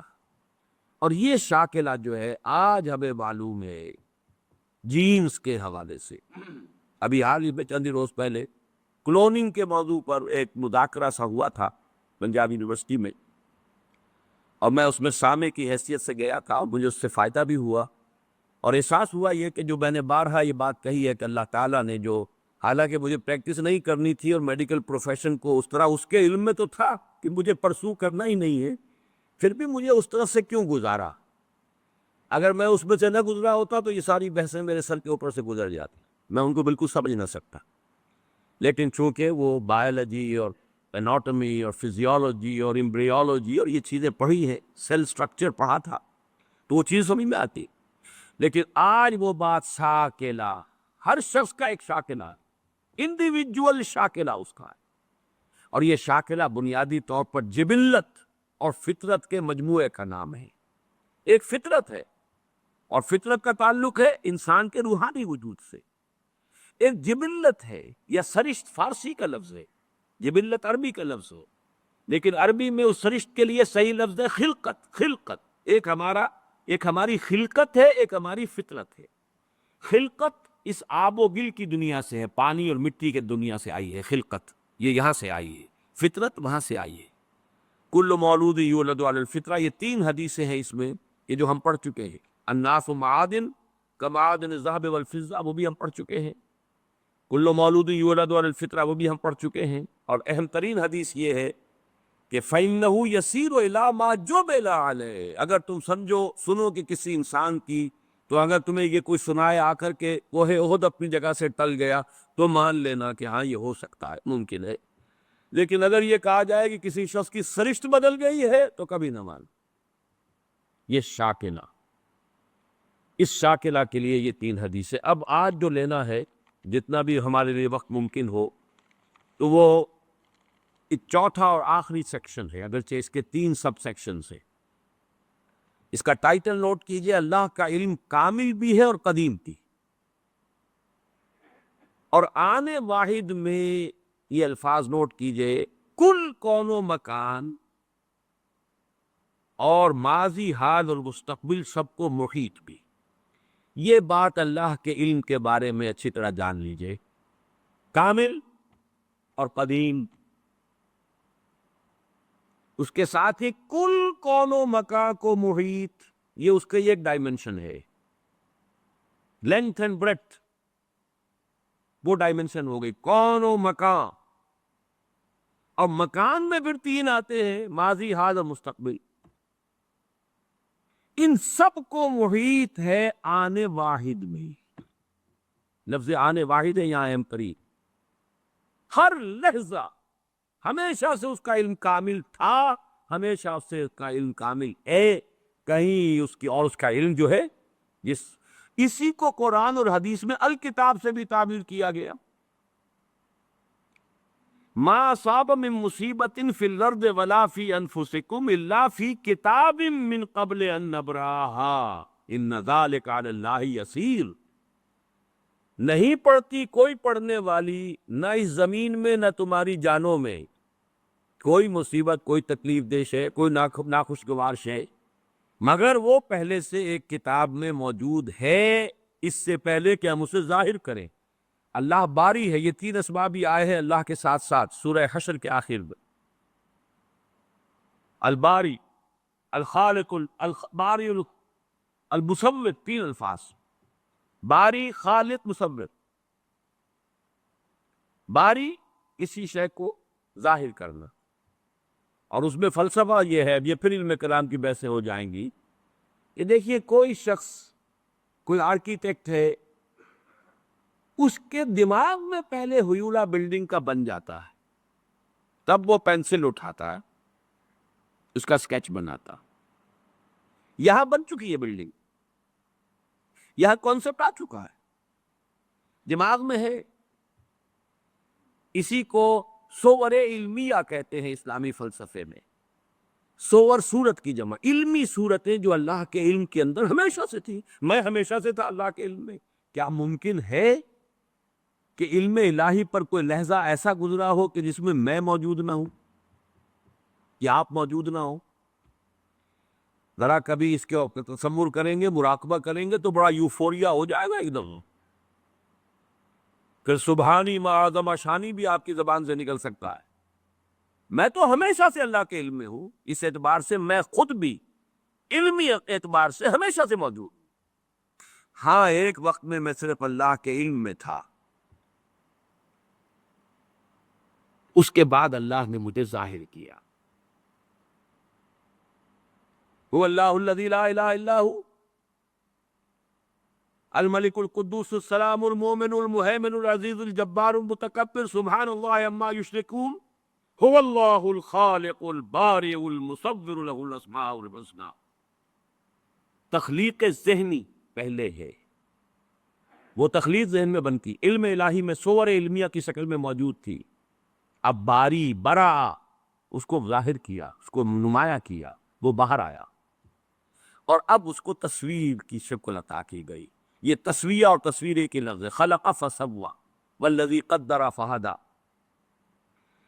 تو اس الکتاب میں جو کچھ لکھا ہوا موجود ہے، اس میں درج کوئی شے غلط نہیں ہو سکتی۔ کیا اللہ کا علم کسی مرحلے پر جا کر غلط ثابت ہو سکتا؟ معاذ اللہ۔ اب ان دو چیزوں کو ذہن میں رکھیے علم کے حوالے سے، اور تقدیر کا اصل مسئلہ جو ہے جو الجھتا ہے وہ اس مسئلے کو نہ سمجھنے کی وجہ سے۔ لیکن جو الفاظ لکھے ہیں آخری اس کو نوٹ کیجئے، البتہ اللہ کا یہ علم قدیم و قطعی، قدیم بھی ہے، قطعی ہے، پری نالج، جبر محض، یعنی پری ڈیسٹینیشن، یہ فیٹلزم جس کو کہتے ہیں، فیٹلزم، ہر چیز پہلے سے طے ہے، متعین ہے، طے ہے، اور ہمارے ہاتھ میں کچھ نہیں، ہم کچھ نہیں کر سکتے، یہ اس کی نفی، یہ دونوں چیزیں لازم و ملزوم نہیں ہے، کوئی مستلزم نہیں ہے۔ پری نالج اور سے ہے، پری ڈیسٹینیشن اور سے ہے۔ اس کے درمیان اگر آپ ستے امتیاز کھینچ دیں گے تو کبھی کوئی تشویش نہیں ہوگی، چاہے بحث میں الجھ جائیں، اگر کوئی آپ کو الجھائے، اس کا تو نتیجہ یہ نکلتا ہے، تو اس کا تو یہ نتیجہ نکلتا ہے، تو اس سے یہ لازم آتا ہے، وہ پھر الجھ جائے گی دو، جس سے سختی سے روک دیا، عذرت علیکم، عذرت علیکم، اب ہذا امرت ام لہذا ارسلت۔ دیکھیے نوٹ کیسے، الفاظ کیسے تھے، کیا وہ اس کام کے لیے بھیجا گیا ہو؟ لیکن یہ کہ بات سمجھ میں آتی ہے اگر اس میں یہ حد فاصل قائم کر دیا جائے، اللہ کا علم قدیم و قطعی یہ پری نالج ہے، لیکن یہ پری ڈیسٹینیشن یا فیٹلزم جس کو ہم کہتے ہیں اس کو مستلزم نہیں ہے، ان دونوں کے درمیان رشتہ علیحدہ کرتی ہے۔ اس کے حوالے سے آج کچھ حدیثیں پڑھیں گے، جتنی بھی آج پڑھی جا سکے۔ اس میں سے پہلی 10 حدیثیں تو ہیں کہ جو مشکات شریف میں جو باب ہے ایمان بالقدر، اس کی جو فصل اول ہے، یعنی حدیثیں یا وہ بخاری کی ہیں یا مسلم کی ہیں یا ان سب دونوں میں موجود ہے، تو متفق علیہ۔ عن عبداللہ ابن عمرو رضی اللہ تعالی عنہما، عبداللہ ابن عمرو بن العاص رضی اللہ تعالی عنہما سے مروی ہے، قال، وہ فرماتے ہیں قال رسول اللہ صلی اللہ علیہ وسلم کتب اللہ مقادیر الخلائق قبل ان يخلق السماوات والارض ب50,000 سنہ۔ قال وکان عرشہ علی الماء رواہ مسلم. یہ حدیث پھر بھی آئے گی بعد میں 16ویں نمبر پر اگر وہاں تک ہم پہنچ گئے تو، لیکن یہاں نوٹ کر لیں جو بھی نوٹ کر رہے ہو کہ یہی مضمون اس میں بھی ہے. حضرت عبداللہ ابن عمر فرماتے ہیں کہ اللہ تعالیٰ نے آسمانوں اور زمین کی تخلیق سے 50,000 سال قبل تمام مقادیر لکھ دی تھی. وَكَانَ عَرْشُهُ عَلَى الْمَاءِ، اس کو ابھی ہم بالکل نہیں سمجھ سکتے. یہ وہ ہے کہ جس کو ہم کہیں گے کہ یہ جس کو متشابہات میں سے شمار کیا جائے. لیکن دیکھیے یہاں جو بات سمجھنے کی ہے موجودہ سائنس کے اعتبار سے، سائنس جہاں تک ہمیں آج لے کر گئی ہے وہ بگ بینگ ہے. وہ سمجھتے ہیں بس that is the beginning of the creation. That is wrong. That is the second beginning of the second phase of the creation. The material world started with the Big Bang. اس سے پہلے spiritual world، عالم ارواح، عالم امر کہیں، عالم ارواح کہیں، جو کل کا کل نورانی تھا. ارواح انسانیہ، ارواح ملائکہ، ملائکہ تو خود ہے ہی مجسم ارواح، یہ موجود تھی اور وہ نورانی. اس کے بعد بگ بینگ کا مرحلہ آیا. اس کے بعد میٹیریل ورلڈ، سماوات والارض جس کو قرآن کہتا ہے وہ ورلڈ آف میٹر ہے. تو ورلڈ آف میٹر کی کریشن کے آغاز سے 50,000 سال قبل اس میٹر، ورلڈ آف میٹر کی ساری میٹیریلز اور اس کی کوانٹیٹیز اللہ نے معین کر دی تھی. یہ باپو اور بات بالکل واضح ہے. اللہ کی قدرت، اس کی خلاقی، اس کی قہاری، اس کا یہ منطقی تقاضا، اس کا علم محیط، وہ ڈیزائن پورا اس کا بن چکا ہوا تھا تبھی تو اس نے بنایا ہے. اس کے اندر تمام مقادیر معین تھی. اسی لیے میں نے کہا تھا یہ مقادیر کا لفظ جو اب نے آج پہلی شیٹ جو آپ نے دیکھی تھی، مقدار قدر ہی سے بنا ہے، یہ اسم اعلیٰ اور اس کی جمع مقادیر ہے. دوسری حدیث وعن ابن عمر رضی اللہ تعالی عنہما قال قال رسول اللہ صلی اللہ علیہ وسلم کل شیء بقدر حتی العجز والکیس. ہر شے، حضرت عبداللہ ابن عمر رضی اللہ تعالیٰ عنہما فرماتے ہیں کہ حضور نے ارشاد فرمایا کہ ہر شے ایک اندازے کے مطابق معین ہو چکی ہے، یہاں تک کہ کسی کا عاجز ہو جانا. اب عجز کے مختلف پہلو ہوتے ہیں. عجز یہ ہے، بزدلی کو بھی عاجزی کہا جائے گا. آدمی کسی کام کرنے سے کسی وجہ سے عاجز ہے، وہ بھی یہ شاکلہ کا حصہ ہے، یہ اس کے جینز ہے، اس کے اندر آیا ہے یہ سب کچھ. کوئی بہادر ہے، کسی میں تحمل زیادہ ہے، کسی میں احتیاط پسندی زیادہ ہے، مصلحت کوشش زیادہ ہے، کوئی حساب کتاب سے چلنے والا ہے، جو کوئی جو ہے مقتل دوڑنے والا. یہ چیزیں حتی العجز والکیس، کیس کہتے ہیں ذہانت. الکیس من دان نفسه وعمل لما بعد الموت. کیس یہ باب، یہ اصل میں صفت مشبہ بن گیا. کیسن فعیل کے وزن پر، کیسن جس میں ذہانت، فطانت بہت ہو. اب یہ ذہانت کسی کی کتنی ہے؟ ذہانت نہیں بڑھ سکتی، شارپ کی جا سکتی ہے. آپ چھری کو تیز کر لیجئے لیکن یہ کہ اس کا سائز تو وہی رہے گا، چھری تو وہی رہے گی. لیکن یہ کہ ذہانت کو آپ شارپن کر لیں یا ذہانت کو آپ بروئے کار لے آئیں، لیکن وہ جو بھی دی ہے اللہ نے وہ اتنی رہے گی، اس کے اندر اضافہ نہیں ہوتا. یہ ان بلٹ چیزیں ہیں، گیون چیزیں ہیں انسان کے لیے، یہ اس کے شاکلہ کا جز ہے. تیسری حدیث وعن ابی ہریرہ قال، اور یہ جو روایت تھی یہ بھی امام مسلم کی تھی اور تیسری بھی امام مسلم کی ہے. حضرت ابو ہریرہ فرماتے ہیں قال قال رسول اللہ صلی اللہ علیہ وسلم احتج آدم و موسیٰ عند ربہما. اللہ تعالیٰ کے ہاں آدم اور موسیٰ کے درمیان ایک محاجہ ہوا، بحث ہوئی. فحج آدم و موسیٰ، فحج، اور آدم جو ہے وہ موسیٰ پر غالب آ گئے.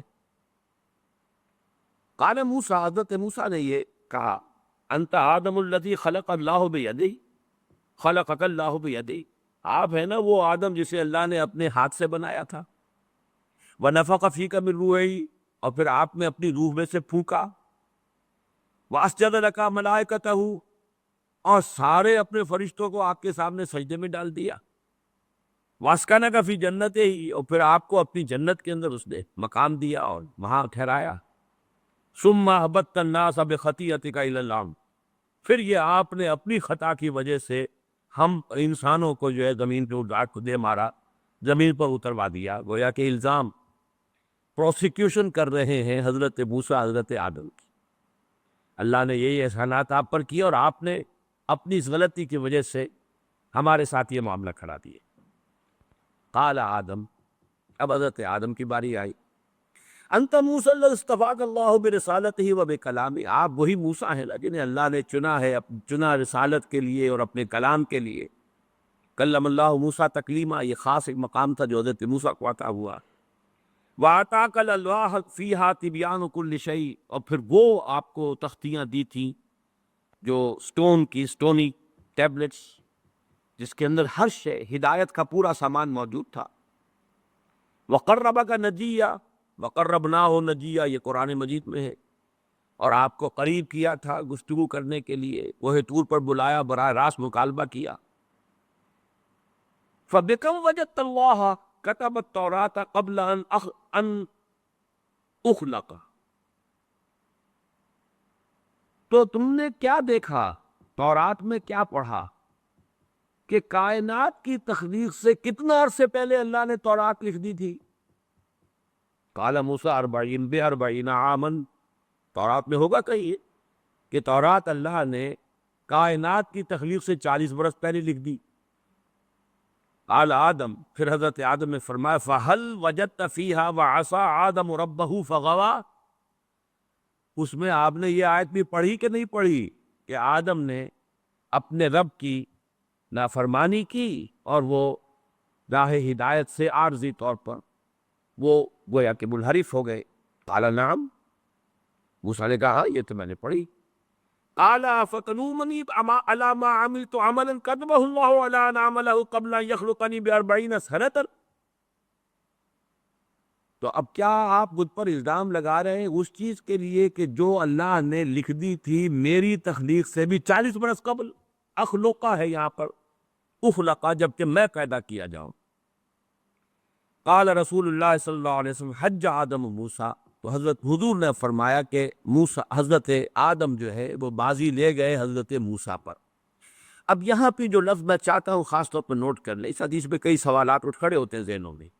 وہ لفظ کتاب ہے، کتب، یہ کتاب ہے اللہ کا وہ علم قدیم، اس کو اسی کے حوالے سے، اسی دروازے سے اس حدیث میں داخل ہوں گے تو کوئی اشکال نہیں، اور اگر ادھر ادھر کہیں بھٹک جائیں گے تو پھر یہ کہ اس سے نکلنا نصیب نہیں ہوگا۔ لیکن یہ اللہ کا وہ علم قدیم ہے جو غلط نہیں ہو سکتا۔ چوتھی حدیث، اچھا یہ بڑی اہم ہے اور یہ 40 نووی میں بھی ہے، اور اس میں وہ بات واضح ہو جائے گی کہ فطرت کی جڑ کیا ہے اور خلقت کی جڑ کیا ہے۔ وعن ابن مسعود رضی اللہ تعالی عنہ، حضرت عبداللہ ابن مسعود سے مروی ہے، قال حدثنا رسول اللہ صلی اللہ علیہ وسلم وهو صادق المصدوق، وہ فرماتے ہیں کہ ہمیں بتایا اللہ کے رسول صلی اللہ علیہ وسلم نے، اور نوٹ کرو وہ صادق ہیں، مصدوق ہیں، صادق ہیں سچے ہیں، مصدوق ہیں کہ ان کی سچائی پر خود اللہ گواہ ہے۔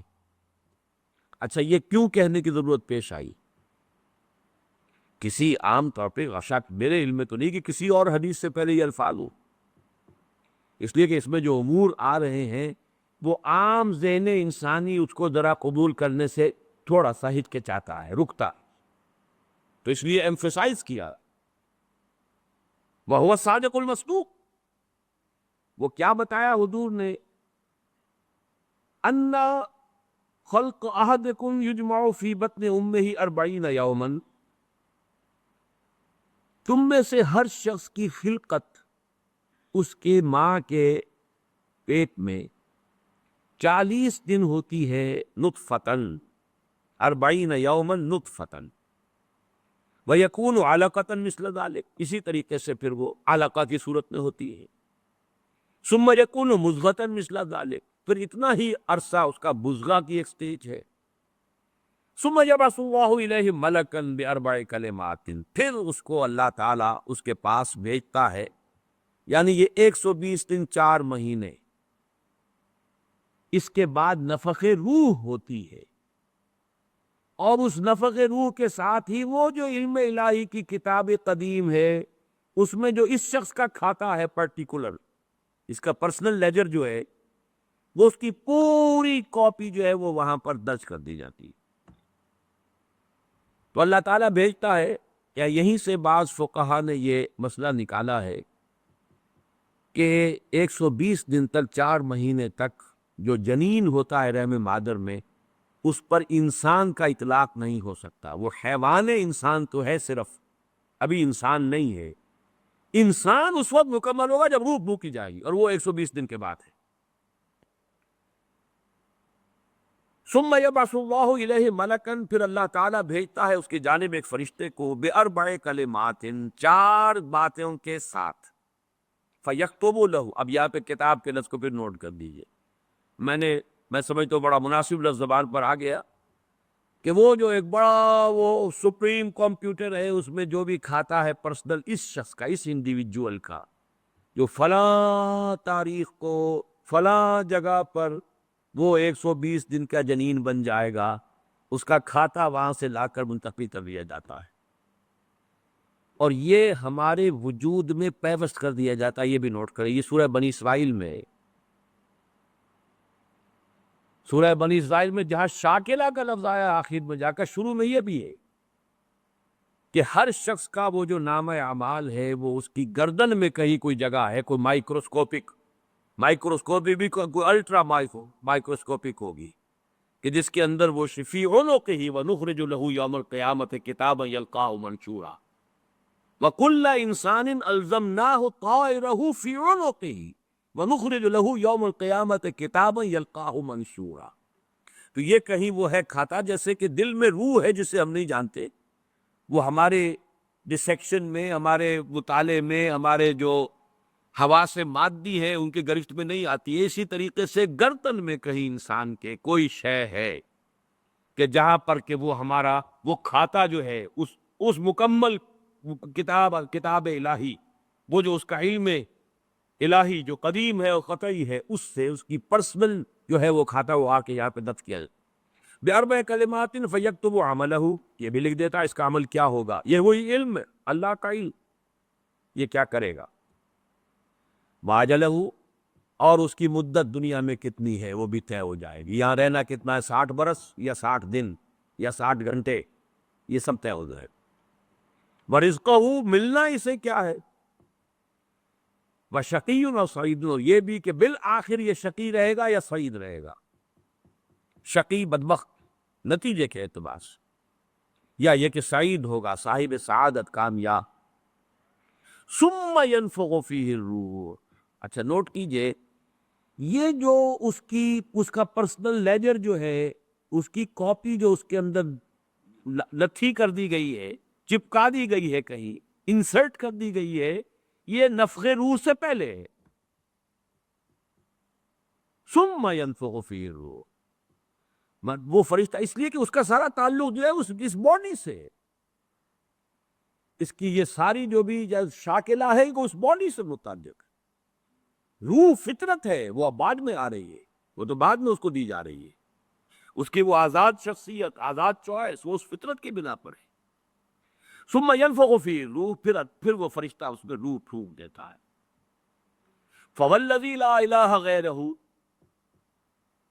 تو اس اللہ کی قسم، اس ہستی کی قسم جس کے سوا کوئی الہ نہیں، ان احدکم لیعمل بعمل اہل الجنۃ حتی ما یکون بینہ وبینہا الا ذراع، تم میں شخص اہل جنت کے سے عمل کرتا رہتا ہے یہاں تک کہ، اب یہاں میں ایک الفاظ کا اضافہ کر رہا ہوں بات کی وضاحت کے لیے، اس کو بریکٹ میں سمجھیے، بظاہر دیکھنے والوں کے نزدیک اس کے اور جنت کے درمیان بس ایک ہاتھ کا فاصلہ رہ جاتا ہے۔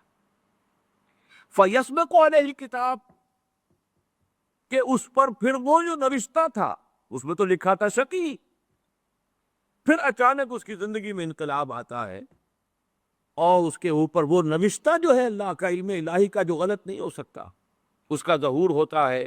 فَيَعْمَلُ بِعَمَلِ أَهْلِ النَّارِ يَدْخُلَ، پھر وہ جہنمیوں کے سے کام کرنے شروع کر دیتا ہے اور وہ داخل ہو جاتا۔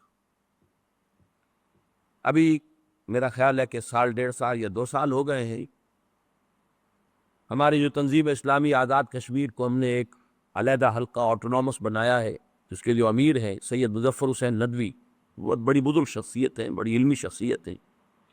انہوں نے وہاں کی ایک بڑی سیاسی شخصیت سے یہ بات کہی، انہوں نے مجھے خود بتایا کہ کچھ لوگ تو ہوتے ہیں کہ جن کی جوانی اور اس کے بعد کے دن بڑے برے گزرتے ہیں آوارگی میں، پھر رفتہ رفتہ بڑھاپے کے آس پاس آ کے پھر وہ کچھ نیکی کی طرف مائل، توبہ اللہ کر کے پھر وہ کچھ اچھے راستے پہ آ جاتے ہیں۔ کچھ لوگ الٹے ہوتے ہیں کہ وہ پہلے بڑے نیک، بہت صالح، بہت اچھے، بہت محتاط، بہت متقی، لیکن یہ کہ آخری عمر میں آ کے تو ان کا حال جو ہے بدل جاتا ہے اور پھر وہ بالکل مختلف شخص بن جاتے ہیں، اور ان دوسروں میں سے آپ بھی ایک ہیں۔ اور یہ ایک بہت بڑی شخصیت آزاد کشمیر کی، جن سے یہ کہا سید مظفر حسین ندوی، اس لیے کہ وہاں ان کا ایک بڑا اونچا مقام ہے۔ وہ تعلیمات دینی کا جو پورا محکمہ ہے اس کے بھی انچارج رہے ہیں، اور بھی ندوے کے فارغ التحصیل ہیں۔ مولانا علی میاں اور مولانا مسعود عالم ندوی مرحوم، ان دونوں کے نہایت چہیتے شاگرد۔ بہرحال یہ اسی طرح کے فنومینن ہے جو اس حدیث میں آ رہا ہے۔ وَإِنَّ أَحَدَكُمْ لَيَعْمَلُ بِعَمَلِ أَهْلِ النَّارِ، اور تم میں سے کسی شخص کا معاملہ یہ بھی ہو سکتا ہے کہ وہ عمل کرتا ہے اور کرتا رہتا ہے جہنمیوں کے سے، حتیٰ ما یکون بینہ و بینہا الا ذراع، یہاں تک کہ اس کے اور جہنم کے درمیان دیکھنے والوں کو نظر یہ آ رہا ہے کہ یہ تو اب پاؤں لٹکائے بیٹھا ہے گور میں، اور ابھی تک اس کے لچھن بدلے نہیں ہیں۔ فیسبق علیہ الکتاب، لیکن وہ نوشتہ اللہ کا، وہ جو ایک علم خدا بندی کے اعتبار سے وہ تو شقی تھا یا سعید تھا۔ فیعمل بعمل اہل الجنۃ فیدخلھا، تو وہ اب اہل جنت کے سے کام کرتا ہے اور جنت میں داخل ہو۔ یہی حدیث جو ہے آگے چل کر اسی مضمون کی حدیث نمبر 17 میں بھی آئے گی، اسی مجموعے کے اندر، اگر ہم وہاں تک پہنچ گئے۔ اب یہ حدیث جو ہے اس اعتبار سے متفق علیہ، پہلی حدیث آئی ہے متفق علیہ اس باب میں۔ پہلی 3 حدیثیں جو ہیں وہ 3 پڑھی ہے، کتنی پڑھی ہم نے پہلے؟ 1 2 3، یہ چوتھی حدیث ہے، اور یہ ہے متفق علیہ۔ باقی 3 کی 3 صرف صحیح مسلم کی تھی، اور بڑی عظیم حدیث ہے، بہت عظیم حدیث۔ ایک تو فطرت اور جبلت یہاں واضح ہو گئی، ایک سرشتے خلقت ہے انسان کی، ایک فطرت ہے۔ فطرت ہے، اس کا تعلق اس کا روح ملکوتی سے، وہ روح ہے۔ ثم ينفخ فیہ الروح، روح پھونکتا ہے اس سے پہلے 120 دن کا جو یہ جنین ہے، جو امبریو ہے، اور وہ لیونگ ہے، اس کے اندر لائف کے تمام جو بھی اوصاف ہے وہ موجود ہے، وہ تو پہلے دن سے ہے۔ سپرمیٹوزوون بھی اگر تھا تو وہ بھی زندہ تھا، متحرک تھا، فعال تھا، اور اگر اوم تھا ماں کی طرف سے تو وہ بھی زندہ شے تھی، جو لیونگ ایک آرگنزم ہے۔ لہذا کوئی وقت بھی اس کے اوپر ایسا تو نہیں آیا، وہ تو حیات سے حیات چلی آ رہی ہے۔ وہ ماں کی حیات اور باپ کی حیات، ان دونوں سے مل کر حیات کا ایک سلسلہ جو ہے وہ شروع ہو گیا، لیکن 120 دن کے بعد وہ مرحلہ آتا، اس سے پہلے خلقت ہے صرف، اور اس خلقت سے تعلق ہے ان 4 چیزوں کا جس کا تعلق کتاب سے۔ یہ ہے گیون چیزیں اس کے لیے۔ البتہ یہ کہ اس کے بعد جب روح پھونکی گئی، یہ روح وہ ہے کہ جو اس کا اپنا چوائس ہے۔ اب دیکھیے، اگر کسی کی خلقت کے اندر بدی کے رجحانات بہت تھے، اس کی روح سٹرگل کر رہی ہے شاکلہ کے اندر شاکلہ سے باہر نکل نہیں سکتی۔ Great resistance it has to overcome, کرتے یوں سمجھیے کہ جیسے دیمک جو ہے کسی چوکھٹ کو اندر سے کھا رہی ہے، ایک وقت آتا ہے کہ وہ اوپر ظاہر ہو جاتی۔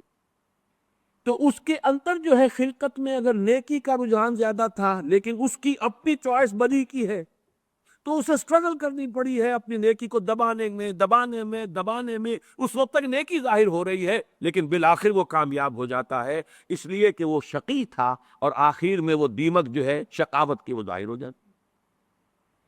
اگر بدی کے رجحانات اس کی خلقت میں زیادہ تھے، گیون شاکلہ جو ہے وہ نیگیٹو زیادہ تھا، وہ کوشش کر رہا ہے. اب یہ سٹرگل جو ہے انسان کی شخصیت کے اندر ہو رہی ہے، اللہ جانتا ہے اس کو.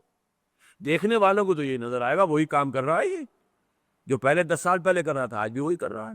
انہیں نظر نہیں آئے گا کہ اس نے کتنی محنت کی ہے، کتنی بار گرا ہے پھر اٹھا ہے، پھر گرا ہے پھر اٹھا ہے، کتنی مرتبہ جو ہے اوور پاور کیا ہے اسے اس کی خلقت نے اور شیطانی وساوس نے جو اس کو اور سپورٹ کر رہے ہیں، لیکن اس نے اپنی he has not given up his struggle، اس کے اندر لگا رہا ہے یہاں تک کہ بالآخر کامیاب ہو گئے.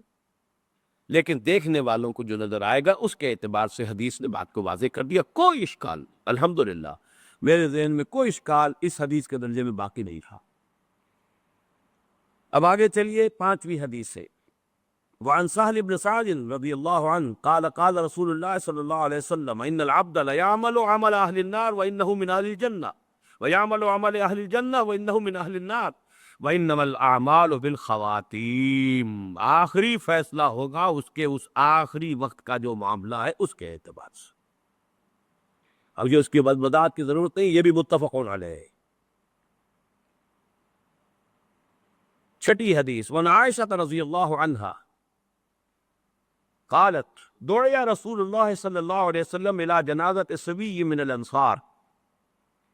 حضرت ام المومنین حضرت عائشہ صدیقہ رضی اللہ تعالی عنہ فرماتی ہے کہ حضور کو دعوت دی گئی، آپ سے درخواست کی گئی، انصار میں کسی بچے کا انتقال ہو گیا، کیا آپ اس کی نماز جنازہ میں شرکت فرمائے تھے، پڑھائیں؟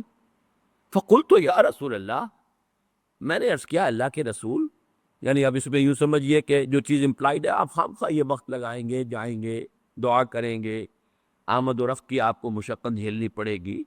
تو بالہذا یہ تو ایک بالکل ہی پاک وجود، کوئی اس نے برائی کمائی ہی نہیں، انفینسی میں یا چائلڈ ہوڈ میں اس کا انتقال ہو رہا ہے. تو بالہذا عصفور من عصافر الجنہ لم یعمل السوء.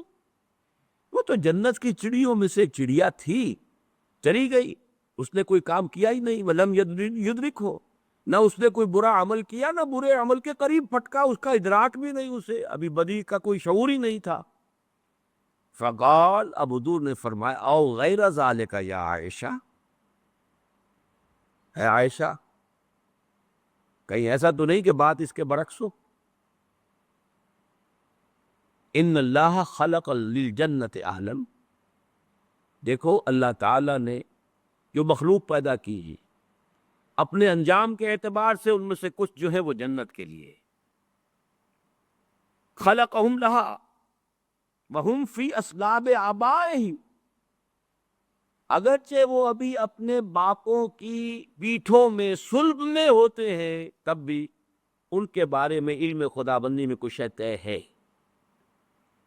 وَخَلَقَ لِلنَّارِ أَهْلًا خَلَقَهُمْ لَهَا وَهُمْ فِي أَصْلَابِ آبَائِهِمْ. اسی طریقے سے چاہے ابھی کچھ لوگ اپنے والدین، اپنے آبا دادا کی ابھی پشت کے اندر ہی ہے، ابھی وہ باپ تک بھی منتقل نہیں ہوا ہے، لیکن یہ کہ اللہ کے علم ہے، ہم نہیں کہہ سکتے کہ کس کا کیا انجام ہونا ہے. یہ ہمارے ان کی بات نہیں ہے، یہ اللہ تعالیٰ کے ہاں علم خداوندی بھی. ہمارا کام شریعت کا کیا ہے؟ مسلمان کا جنازہ ہے، جاؤ پڑھو، چاہے بچہ ہو. مشرک کا بچہ ہے، اس کا آپ جنازہ نہیں پڑھ سکتی، بس بات ختم ہو گئی. ہمارے لیے شریعت ہے اور وہ ہے اس ظاہر کے اعتبار سے.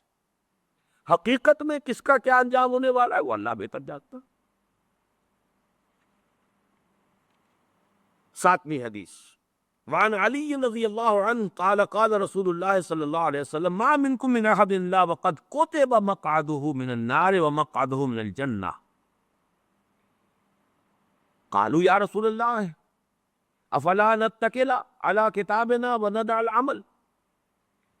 حضرت علی سے اب یہ بڑی حکیمانہ یعنی حدیث ہے، حضرت علی سے مروی ہے رضی اللہ تعالی عنہ کہ حضور نے ارشاد فرمایا ما منکم من احد، تم میں سے کوئی شخص ایسا نہیں ہے، کوئی شخص نہیں ہے مگر یہ کہ لکھا جا چکا ہے اس کا ٹھکانہ یا جنت میں یا دوزخ میں. یعنی اللہ کے علم میں تھے، اللہ کے علم میں معلوم ہے. محنت کرو گے، کوشش کرو گے، لیکن یہ کہ جو انجام ہے وہ اللہ کے علم میں ہے، کتاب میں من قبل ان نبرہا. وہ تو اس علم الہی کی جو کتاب ہے ام الکتاب، اس کتاب کے اندر سے جو بھی ہے وہ در حقیقت وہ اس کا ظہور ہوگا بالآخر۔ تو لوگوں نے کہا قالوا یا رسول اللہ، اب یہ جو نتیجہ نکلتا ہے نوٹ کیجئے، افلا نتکل علی کتابنا ونرى العمل، تو کیا پھر ہم توکل نہ کریں، بھروسہ نہ کریں اپنی کتاب پر، جو بھی لکھا ہوا ہے وہ تو ہونا ہی ہے، پھر عمل چھوڑ دیں؟ یہ مشقت بھاگ دوڑ یہ وہ، اس کے لیے کائے کے لیے؟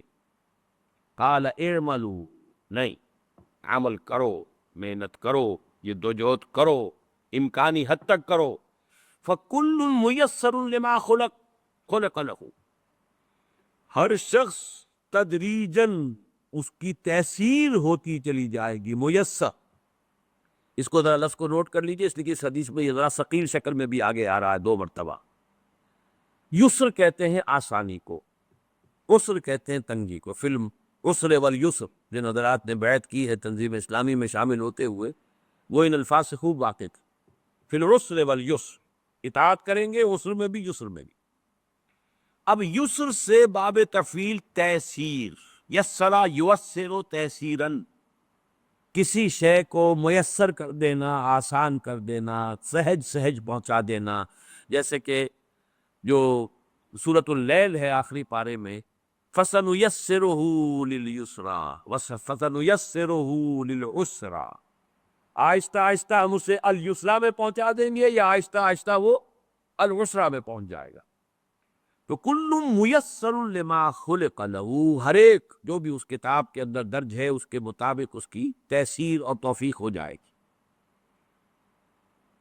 اما من کان من اہل السعادۃ فسیسر لعمل السعادہ، تو جس کا اللہ تعالیٰ کے اس علم میں سعادت کا ہے انجام، وہ سعادت کے لیے آسان کیا جائے گا، اس کے لیے سعادت اور نیکی کے راستے کھول دیے جائیں گے، کھلتے چلے جائیں گے۔ وَأَمَّا مَنْ كَانَ مِنْ أَهْلِ الشَّقَاوَةِ شَقِيٌّ وَسَعِيدٌ، یا ہم اس حدیث میں پڑھ چکے ہیں متفق علیہ میں، یہ بھی لکھ دیا جاتا۔ تو فرمایا فَسَيُيَسَّرُ لِعَمَلِ الشَّقَاوَةِ، ثم قرأ فَأَمَّا مَنْ أَعْطَى وَاتَّقَى وَصَدَّقَ بِالْحُسْنَى فَسَنُيَسِّرُهُ لِلْيُسْرَىٰ۔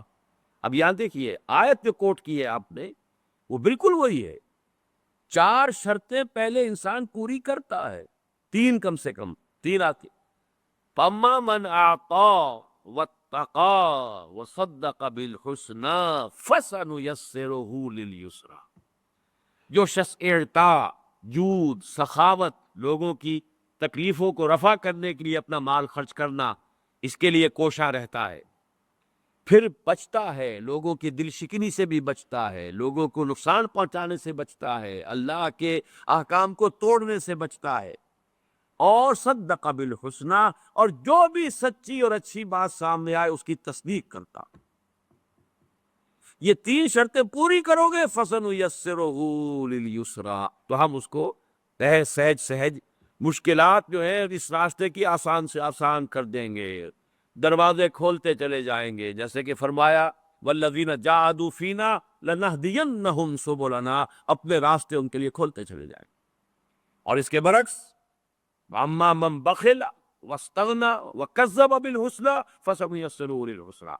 تو آیات کا حوالہ دیا حضور نے اس حدیث کے اندر۔ 2 حدیث اس میں جو کہ ایمان بالقدر سے بظاہر متعلق نہیں ہے، لیکن بہرحال صاحب مشکات نے جمع کی ہے، اس میں درج کی ہے، اس میں بھی لفظ کتاب ہے جو نوٹ کرنے کا ہے۔ وعن ابی ہریرہ رضی اللہ عنہ قال قال رسول اللہ صلی اللہ علیہ وسلم ان اللہ كتب علی ابن آدم حظه من الزنا ادرک ذلک لا محالہ۔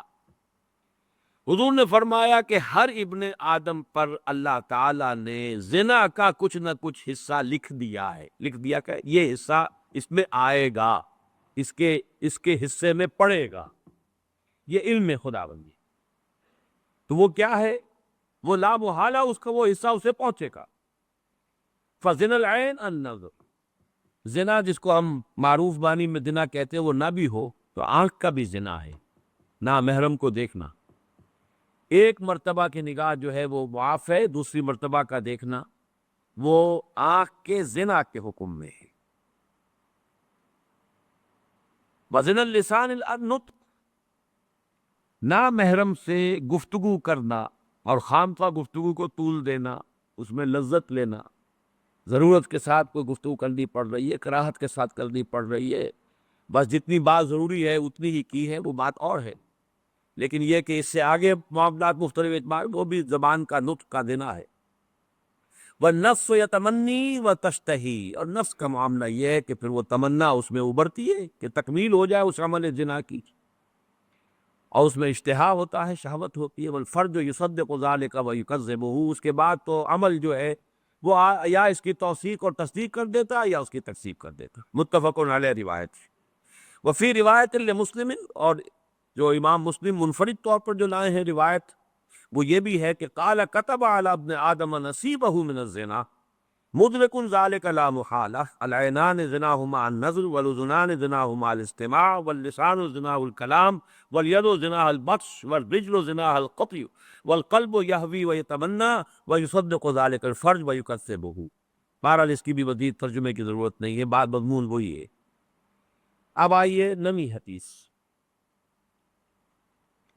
وعن عمران بن حسین رضی اللہ عنہ ان رجلین من مزینۃ قالا، حضرت عمران بن حسین کہتے ہیں رضی اللہ تعالی عنہ کہ بنو مزینہ کے دو شخص آئے حضور کی خدمت میں، انہوں نے بات کہی، یا رسول اللہ، اے اللہ کے رسول، ارأیت ما یعمل الناس اليوم ویکدحون فی،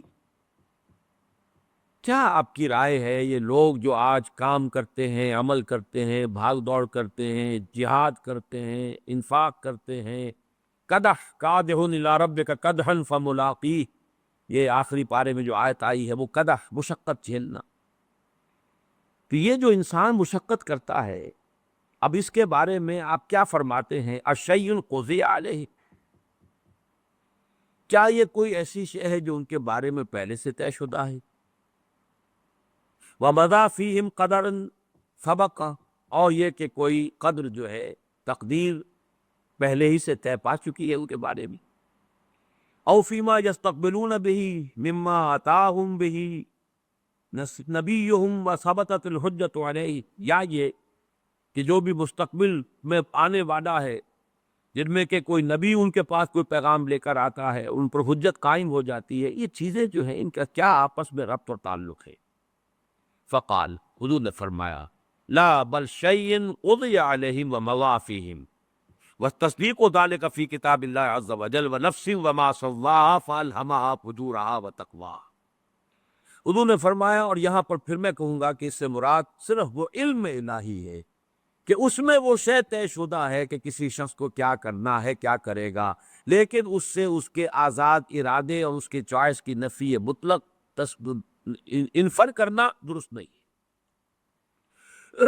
وعن ابی ہریرہ، 10ویں حدیث، حضرت ابو ہریرہ سے مروی ہے رضی اللہ تعالی عنہ، قال قلت یا رسول اللہ، وہ فرماتے ہیں کہ میں نے عرض کیا اللہ کے رسول، انی رجل شاب، میں ایک جوان شخص ہوں، اور ظاہر بات ہے کہ اصحاب صفہ میں سے تھے، نکاح کرنا، گھر گرہستی یہ ان کے لیے ممکن ہی نہیں تھا۔ وَأَنَا أَخَافُ عَلَى نَفْسِ الْعَنَةَ، اور مجھے اپنے بارے میں خوف ہے، کہیں میرا قدم پھسل نہ جائے، کوئی غلط حرکت نہ کر بیٹھوں، آخر جوان انسان ہوں، جوان مرد ہوں، تو میری جو بھی طبیعت کا تقاضا ہے۔ وَلَا أَجِدُ مَا أَتَزَوَّجُ بِهِ النِّسَاءَ، میرے پاس تو کوئی وہ مال نہیں ہے، وہ وسائل نہیں ہے کہ میں نکاح کر سکوں۔ كَأَنَّهُ يَسْتَأْذِنُهُ فِي الِاخْتِصَاصِ، اگرچہ وہ الفاظ تو حضرت ابو ہریرہ نے استعمال کیے، لیکن یہ کہ جو اندیا اس سے ظاہر ہوا وہ یہ تھا کہ وہ یہ اجازت چاہتے تھے کہ میں اپنی مردمی کو ختم کر لی، خصی ہو جاؤں، میں اپنے اس تقاضے ہی کو ختم کر۔ قال فسکت عنی، تو حضرت ابو ہریرہ فرماتے ہیں کہ جب میں نے یہ بات کہی تو حضور خاموش رہے۔ ثم قلت مثل ذلك، میں نے پھر وہی بات دہرائی، فسکت عنی، پھر بھی حضور خاموش رہے۔ ثم قلت مثل ذلك، پھر میں نے تیسری مرتبہ بات کہی، حضور فسکت عنی، پھر آپ پھر بھی خاموش رہے۔ ثم قلت مثل ذلك، چوتھی مرتبہ جب میں نے یہ بات کہی، فقال النبی صلی اللہ علیہ وسلم، تو حضور نے ارشاد فرمایا، یا ابا ہریرہ، جف القلم بما انت لاقن فاقتص على ذلك او ذب، رواہ البخاری رحمہ اللہ۔ یہ صحیح بخاری کی روایت ہے، حضور نے فرمایا ابو ذر قلم خشک ہو چکا لکھ کر، وہی کتاب وہ اگلی آیت اگلی حدیث میں آپ ہی رہا ہے جو پہلی حدیث تھی، مقادیر لکھ دیے تھے اللہ نے 500 برس پہلے کائنات کی تخلیق سے۔ جف القلم، قلم لکھ کر خشک ہو چکا، بما انت لاق، جو بھی کچھ ہونا ہے وہ تو ہوگا، فاختص علی ذلک اوزر، اب یہ تمہاری مرضی ہے، تم چاہو جو کہنا چاہتے ہو وہ کرو یا نہ کرو۔ یعنی یہ کہ فرض کیجئے کہ تم نے یہ قدم اٹھا بھی لیا تو کوئی اور پرورشن کسی اور نوعیت کی، کوئی اور خرابی، اگر وہی ہے تو صرف یہ کہ آنکھ ہی کا زنا کرتے رہو گے۔ اگر تم قابو نہیں کر سکتے اپنے اوپر، تو اگر تم نے وہ زنا کا وہ جو عمل ہے اس سے اپنے آپ کو معذور کر بھی لیا، تو آنکھ کا زنا، کان کا زنا، زبان کا زنا، یہ چلتے رہیں گی، تو وہ سب مل کر بھی تو کچھ بہت بڑی شے بن سکتی ہے۔ تو اصل شے تو یہ کہ کنٹرول کرو، باقی جو ہونا ہے وہ اللہ کے علم میں ہے۔ البتہ تمہارا حساب تمہارے اس اسٹرگل کے اوپر ہوگا جو تم نے کیے۔ اللہ جانتا ہے کہ تمہارے لیے کیا موانع تھے، کیا مشکلات تھے، ظاہری تھے، خارجی تھے، باطنی تھے، داخلی تھے، کیا کیا رکاوٹیں تھیں، اور کسی شخص کے لیے پاک دامنی کے لیے کتنی سہولتیں تھیں۔ 4 بیویاں رکھتے ہوئے بھی اگر کسی نے زنا کیا تو معلوم ہوا کہ اس کی شقاوت جو ہے وہ اس انتہا کو پہنچ گئی کہ جس کے لیے کوئی اب عذر نہیں۔ لیکن یہ کہ ایک ایسا شخص جو ہے اس کا معاملہ کس درجے کے اندر وہ کس ضیق نفس کے اندر مبتلا ہے، اسٹرگل کرتا چلا جا رہا ہے، تو اللہ تعالیٰ اس کے حساب سے معاملہ طے کرے گا آخر۔ 16ویں حدیث، اب یہ یہاں سے شروع ہو گیا، اس کا جو فصل ثانی ہے، اس مشکات المصابیح کا اس باب کی فصل ثانی۔ عن عبادۃ بن صامت رضی اللہ عنہ قال قال رسول اللہ صلی اللہ علیہ وسلم ان اول ما خلق اللہ القلم فقال له اکتب قال ما اکتب قال اکتب القدر فكتب ما كان وما هو كائن الى الابد، رواه الترمذی وقال هذا حدیث غریب اسنادا۔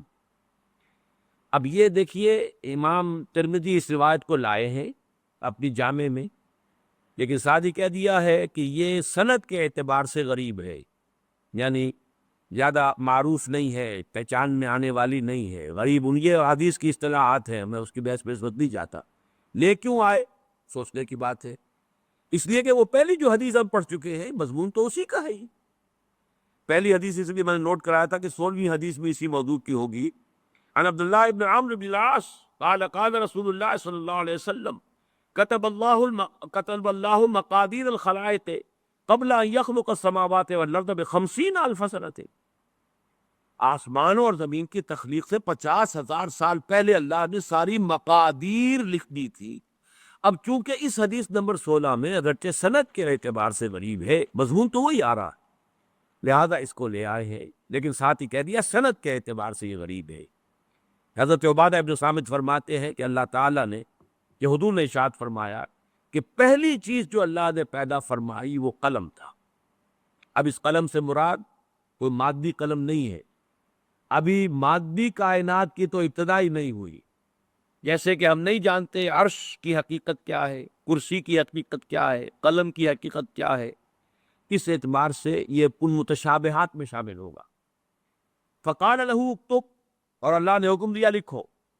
قال ما اکتب، قلم نے سوال کیا کہ میں کیا لکھوں؟ قال اکتب القدر، اب قدر لکھ دو، مقادیر لکھ دو۔ وہاں مقادیر کا لفظ آیا ہے، یہاں قدر کا لفظ آیا ہے۔ اس کے سمجھنے میں دقت ہو سکتی ہے، مقادیر کے سمجھنے میں بات بالکل واضح تھی، اسی لیے میں نے شروع کی لغت کی بحث میں اس کو خاص طور پر نوٹ کروایا تھا۔ اکتب القدر فکتبا، تو اس نے لکھ دیا، ما کان وما ہوا کائن الی ابد، جو کچھ آج تک ہوا ہے وہ بھی لکھ دیا تھا، اور جو کچھ ابد تک ہونے والا ہے وہ بھی لکھ دیا۔ وعن مسلم بن یسار رضی اللہ عنہ قال سئل عمر بن الخطاب رضی اللہ عنہ عن هذه الآیہ وَإِذْ أَخَذَ رَبُّكَ مِنْ بَنِي آدَمَ مِنْ ظُهُورِهِمْ ذُرِّيَّتَهُمْ الآیہ۔ یہ سورہ اعراف کی جو آیت ہے کہ یاد کرو جب کہ اے نبی آپ کے رب نے تمام بنی آدم کی پیٹھوں سے ان کی ساری نسلیں نکال لی تھی. واشہدہم علی انفسہم الست بربکم قالوا بلی. وہ آیت اپنے ذہن میں لے آئیے. تو حضرت مسلم بن یسار فرماتے ہیں کہ حضرت عمر بن الخطاب رضی اللہ تعالی عنہ سے اس آیت کے بارے میں سوال کیا گیا. ذرا اس کی وضاحت فرمائیے. قال عمر، حضرت عمر رضی اللہ تعالی عنہ نے جواب دیا، سمعت رسول اللہ صلی اللہ علیہ وسلم یسأل عنہا، میں نے سنا تھا کہ حضور سے بھی اسی آیت کے بارے میں سوال کیا گیا تھا. فقال، آپ نے فرمایا، ان اللہ خلق آدم. اب دیکھیے قرآن مجید کی آیت کے الفاظ زیادہ مشکل ہیں، حدیث میں ان کو کی تسہیل ہو گئی ہے. وہاں الفاظ ہیں ذریت ہیں، گویا کہ آدم کی ذریت پہلے وجود میں آ گئی ہے، پھر ان کی پیٹھوں سے اللہ نے نسل آدم پوری نکالی ہے. یہاں حدیث نے اس کو واضح کر دیا، آسان کر دیا. ان اللہ خلق آدم، اللہ نے آدم کو پیدا فرمایا. ثم مسح ظہرہ بیمینہ، پھر اللہ نے اپنے داہنے ہاتھ سے ان کی پیٹھ پر مسح کیا، پھیرا اپنا ہاتھ. فاستخرج منہ ذریۃ، تو اس میں سے کچھ اولاد جو تھی ذریت آدم جو آنی ہے ابد تک، اس میں سے کچھ کو نکال لیا. فقال خلقت ہؤلاء للجنہ، فرمایا یہ وہ لوگ ہیں، یہ جنت کے لیے، میں نے ان کو پیدا کیا جنت کے لیے. ثم مسح ظہرہ بیمینہ، ثم ظہر،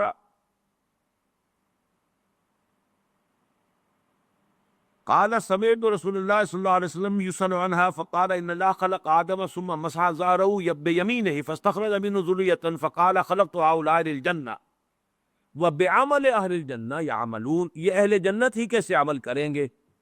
ثم مسح ظہرہ فاستخرج منہ ذریۃ، پھر دوبارہ ہاتھ پھیرا اور اولاد نکالی. فقال خلقت ہؤلاء للنار وبعمل اہل النار یعملون، یہ جہنمی ہے اور یہ جہنمیوں کیسے عمل کریں گے. فقال رجل ففیم العمل، اب سوال پیدا ہو گیا، ایک شخص نے حضور سے سوال کیا. ابتداءً سوال حضرت عمر سے کیا گیا، جو کہ مسلم ابن یسار بیان کر رہے ہیں. حضرت عمر نے فرمایا، میں جواباً تمہیں وہ بات بتا رہا ہوں جو حضور نے خود فرمائی صلی اللہ علیہ وسلم. تو لوگوں نے پوچھا، فقال رجل ففیم العمل یا رسول اللہ، تو اللہ کے رسول پھر عمل کس کام کے لیے، کس لیے؟ فقال رسول اللہ صلی اللہ علیہ وسلم ان اللہ اذا خلق العبد للجنت استعملہ بعمل اہل الجنت حتی یموت علی عمل من اعمال اہل الجنت فیدخلہ بہ الجنہ. اللہ تعالیٰ نے جس کو جنت کے لیے بنایا ہے، اس کو جنت ہی کے کام کرنے کے لیے اس کے لیے سہولت پیدا کرتا ہے، یہاں تک کہ وہ اسی پر اس کا انتقال ہو جاتا ہے، اس میں اسے داخل کر دیتا ہے. وَإِذَا خَلَقَ الْعَبْدَ لِلنَّارِ، اور جب کسی کو بندے کو بنایا ہے آگ کے لیے، استعملہ بعمل اہل النار حتی یموت علی عمل من اعمال اہل النار فیدخلہ بہ النار. رواہ مالک والترمذی وابو داؤد. اب اس حدیث کو ہم پڑھیں گے اس لفظ کے ساتھ جو تیسیر کا ہم پہلے پڑھ چکے ہیں، جو متفقن علیہ روایت میں آتی تھی، میسر ہو جانا. جو لوگ یہ کام کریں گے ان کی یہ تیسیر ہو جائے گی، جو لوگ یہ کام کریں گے ان کی وہ تیسیر ہو جائے گی. حدیث نمبر 18، وعن عبداللہ ابن عمرو رضی اللہ تعالی عنہما قال خرج رسول اللہ صلی اللہ علیہ وسلم فی یدیہ کتابان. حضرت عبداللہ ابن عمرو ابن العاص رضی اللہ تعالی عنہما فرماتے ہیں، ان سے روایت کیا گیا کہ حضور ایک مرتبہ برآمد ہوئے، تشریف لائے، اور آپ کے دونوں ہاتھوں میں 2 کتابیں، 2 رجسٹر، 2 کاپیاں جو بھی کہیں وہ تھے. فقال اتدرون ما هذان الکتابان، تو حضور نے پوچھا صحابہ سے، جانتے ہو کہ یہ کیا ہے یہ رجسٹر؟ قلنا لا یا رسول اللہ الا ان تخبرنا، سب نے کہا نہیں حضور، اے اللہ کے رسول، ہم نہیں جانتے الا یہ کہ آپ خود ہمیں بتا دیں، آپ ہمیں باخبر کر دیں. الا ان تخبرنا. فقال الذی فی یدہ الیمنی، تو اب آپ نے فرمایا جو آپ کے داہنے ہاتھ میں تھی، ھذا کتاب من رب العالمین، یہ ہے وہ نوشتہ تمہارے رب کی طرف سے، تو تمام جہانوں کے پروردگار کی جانب سے. فیہ اسماء اہل الجنہ، اس میں جو بھی لوگ انتہا کا جو درجہ ہے، آخری اپنے عاقبت کے اعتبار سے جنت میں جانے والے ہیں ان کے نام درج ہیں۔ پھر یہاں نوٹ کر لیجیے، وہی کتاب، وہی علم خدا بندی جو ازلی ہے، قدیم ہے، اور اس کی کا جو بھی علم خدا بندی ہے وہ قطعی ہے، اس میں کوئی غلطی ثابت نہیں ہو سکتی۔ واسماء و آبائہم و قبائلہم، اور ان کے آباء و اجداد کے شجرہ نسب بھی ہیں، ان کے قبیلوں کا بھی۔ ثم اجمل علی آخرہم، اور پھر یہ کہ آخری انسان تک کا نام اس میں درج ہو چکا ہے، جو بھی اہل جنت ہوں گے۔ فلا یزاد فیہم ولا ینقص منہم ابدا، اب اس میں نہ کسی کا اضافہ ہوگا اور نہ کسی کی کمی ہو۔ ثم قال للذی فی شمالہ، اور پھر آپ نے فرمایا جو میرے بائیں ہاتھ میں ہے، ھذا کتاب من رب العالمین فی اسماء اہل النار، یہ ہے رب العالمین کی طرف سے وہ کتاب جس میں جہنمیوں کے نام درج ہیں، واسمائہم و اسماء فی اسماء اہل النار واسماء آبائہم و قبائل، اور ان کے قبائل کے اور آباء و اجداد کے نام درج ہے۔ ثم اجمل علی آخرہم، اور یہ بھی آخری جو انسان ہو سکتا ہے جو آئے گا نسل آدم میں سے، اس کی حد تک جو بھی تقسیم ہونی ہے اس کا درج ہو چکا، اندراج ہو چکا ہے۔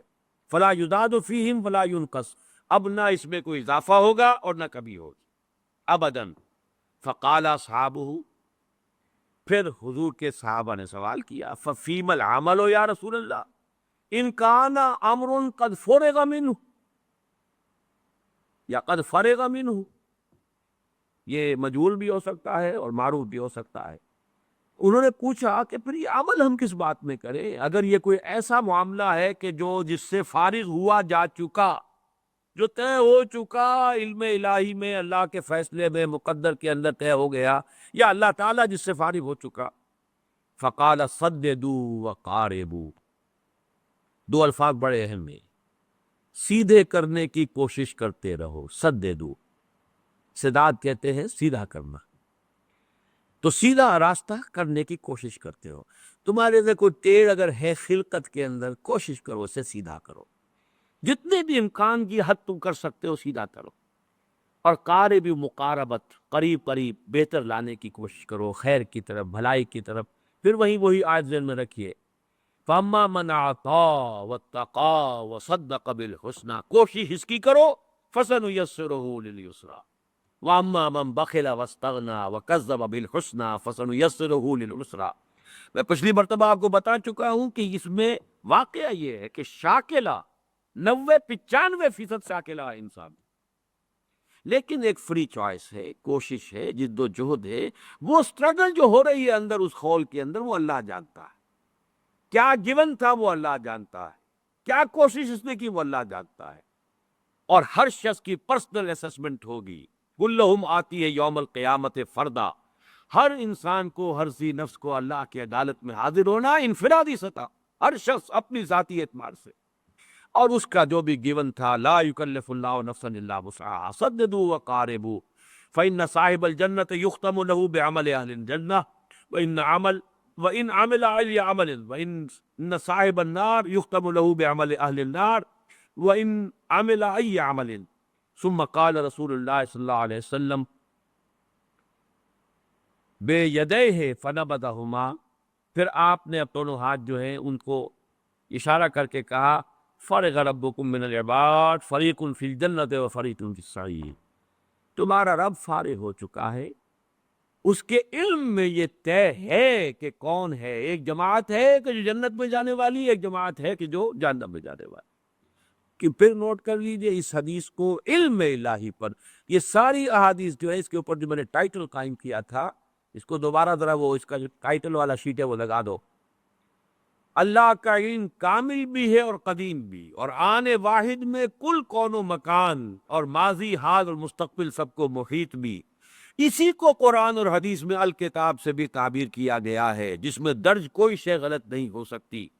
البتہ اللہ کا یہ علم قدیم و قطعی، پری نالج، جبر محض، پری ڈیسٹینیشن یا فیڈرلزم کو مستلزم نہیں ہے۔ یہ قلب لباب۔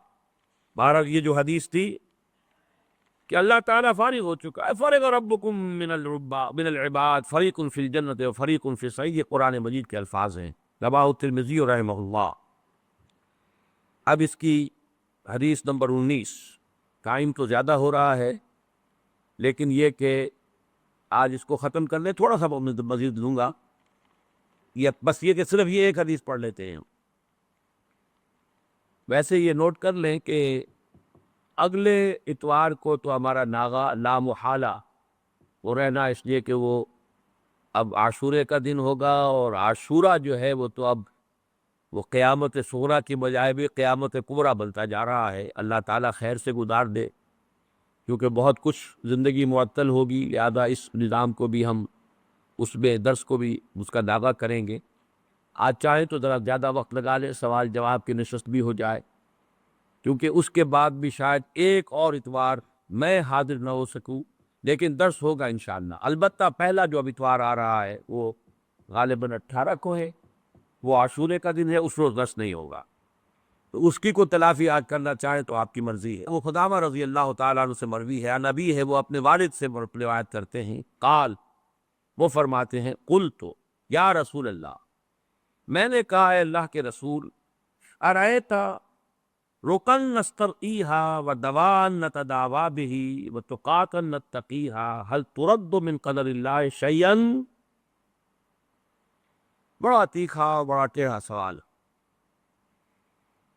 میں نے اللہ کے رسول سے سوال کیا، اے اللہ کے رسول، ہم کو جھاڑ پھونک بھی کرواتے ہیں.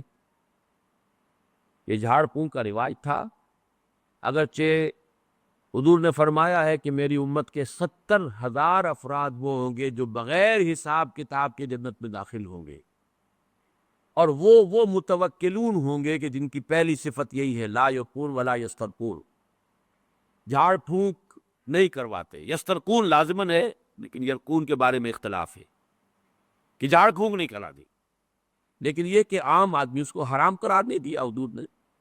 تو وہ صحابی کہہ رہے ہیں، ارأیت رکن نسترقیہا، یہ جو جھاڑ پھونک ہم کرواتے ہیں، ودوا نتداوا بھی، اور دوا دارو جس سے کہ ہم اپنے امراض کا اور بیماریوں کا علاج کرنے کی کوشش کرتے ہیں، وتقاتا نتقیہا، اور یہ کہ کچھ حفاظتی بندوبست ہم کرتے ہیں اپنی جان کی حفاظت کے لیے.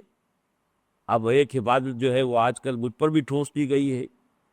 پرسوں جمعے کے روز اچانک پتہ نہیں کیا کھلبلی مچی، ایس پی صاحب بھی تشریف لائے، اور پھر ڈی ایس پی صاحب بھی آئے، اور 2 ایس ایچ اوز بھی آئے. کوئی افواہ اڑی ہوئی تھی شہر میں، کوئی خاص کوئی ہماری اکیڈمی کے بارے میں، واللہ عالم. میں نے تو کہا کہ کوئی مجھے تو نہ کوئی ٹیلی فون ایسا آیا ہے. بہرحال انہوں نے کہا کہ ہم چاہتے ہیں یہاں پہ کہ کوئی گارڈ جو ہے کھڑے کر دیں. میں نے کہا وہ آپ اپنا جو بھی فرائض ہے آپ ادا کیجئے، باقی مجھے کوئی ضرورت اس کی نہیں ہے. اور ویسے بھی کوئی گارڈ آج کی دنیا میں، وہ پہلے کبھی اگر وہ گارڈز کی کوئی ہوتی بھی تھی، کوئی ان کی تاثیر یا ان کا کوئی نتیجہ یا فائدہ، وہ آج کی دنیا میں ختم ہو چکا ہے. بہرحال 5 وقت تو ہم مسجد میں ایکسپوز ہوتے ہیں پوری طریقے سے اس حوالے سے. اور لیکن اگر یہ اللہ کو منظور ہے تو یہ تو کام ہوا ہے جو حضرت عمر کے ساتھ ہوا، حضرت علی کے ساتھ ہوا رضی اللہ تعالیٰ عنہ، دونوں کا معاملہ مسجد میں جو ہے حملہ ہوا تھا. لیکن ایسی کوئی صورت ہے ہی نہیں میرے لیے اس وقت جہاں تک میرے علم میں. بہرحال یہ ابھی گارڈز جو ہیں، جو بھی اہتمام ہو رہا ہے، یہ تیسرا کھاتا ہے جو ان صحابی نے بیان کیا. اور یہ چیزیں حضور کے ساتھ بھی تھی، حضور پر بھی پہرا ہوتا تھا. حضور جب مدینے میں تشریف لے گئے ہیں تو وہاں پر بھی پہرا ہوتا تھا. حضرت ابو ایوب انصاری کے مکان پر صحابہ پہرا دیتے تھے. البتہ اس کے بعد جب کوئی آیت نازل ہوئی ہے، غالباً وہ روایت پوری طرح تو ذہن مستحضر نہیں ہے، وَاللَّهُ يَعْصِمُكَ مِنَ النَّاسِ، تو پھر حضور نے کہہ دیا کہ اب میرے لیے ان پہروں کا اہتمام نہ کرو، کیونکہ اللہ تعالیٰ نے یہ وعدہ اور ذمہ داری لے لی ہے، اللہ تمہیں بچائے گا انسانوں سے. اے نبی، اللہ بچائے گا آپ کو لوگوں سے. بہرحال یہ ضمانت جو ہے اور کسی کو تو نہیں ہے.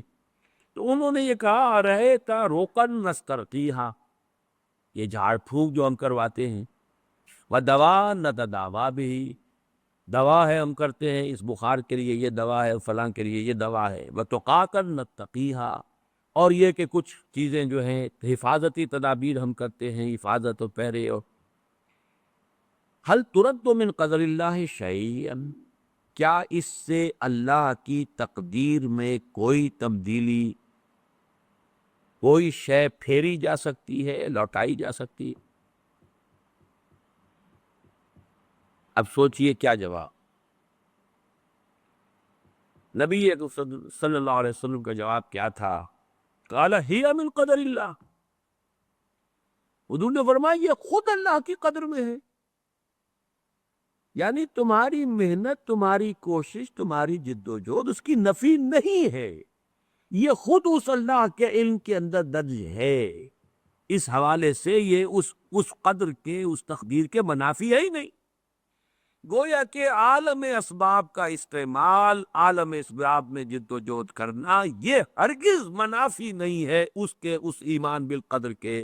یہ گویا کہ لب لباب ہوا ان تمام احادیث کا، اور اسی پر میں آج کا یہ سلسلہ ختم کر رہا ہوں، اگرچہ اس باب کی کچھ احادیث ابھی باقی ہیں، لیکن میں یہ سمجھتا ہوں رواہ احمد و ترمذی و ابن ماجہ، یہ صحیحین کی روایت تو نہیں ہے لیکن مسند احمد ابن حنبل کا بہت اونچا مقام ہے، پھر جامع ترمذی میں بھی ہے، سنن ابن ماجہ میں بھی ہے۔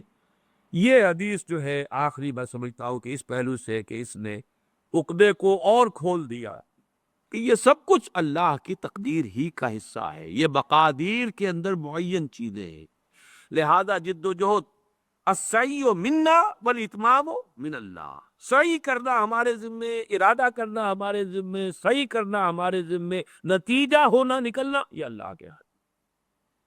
اقول قولی ھذا واستغفر اللہ لی ولکم ولسائر المسلمین والمسلمات۔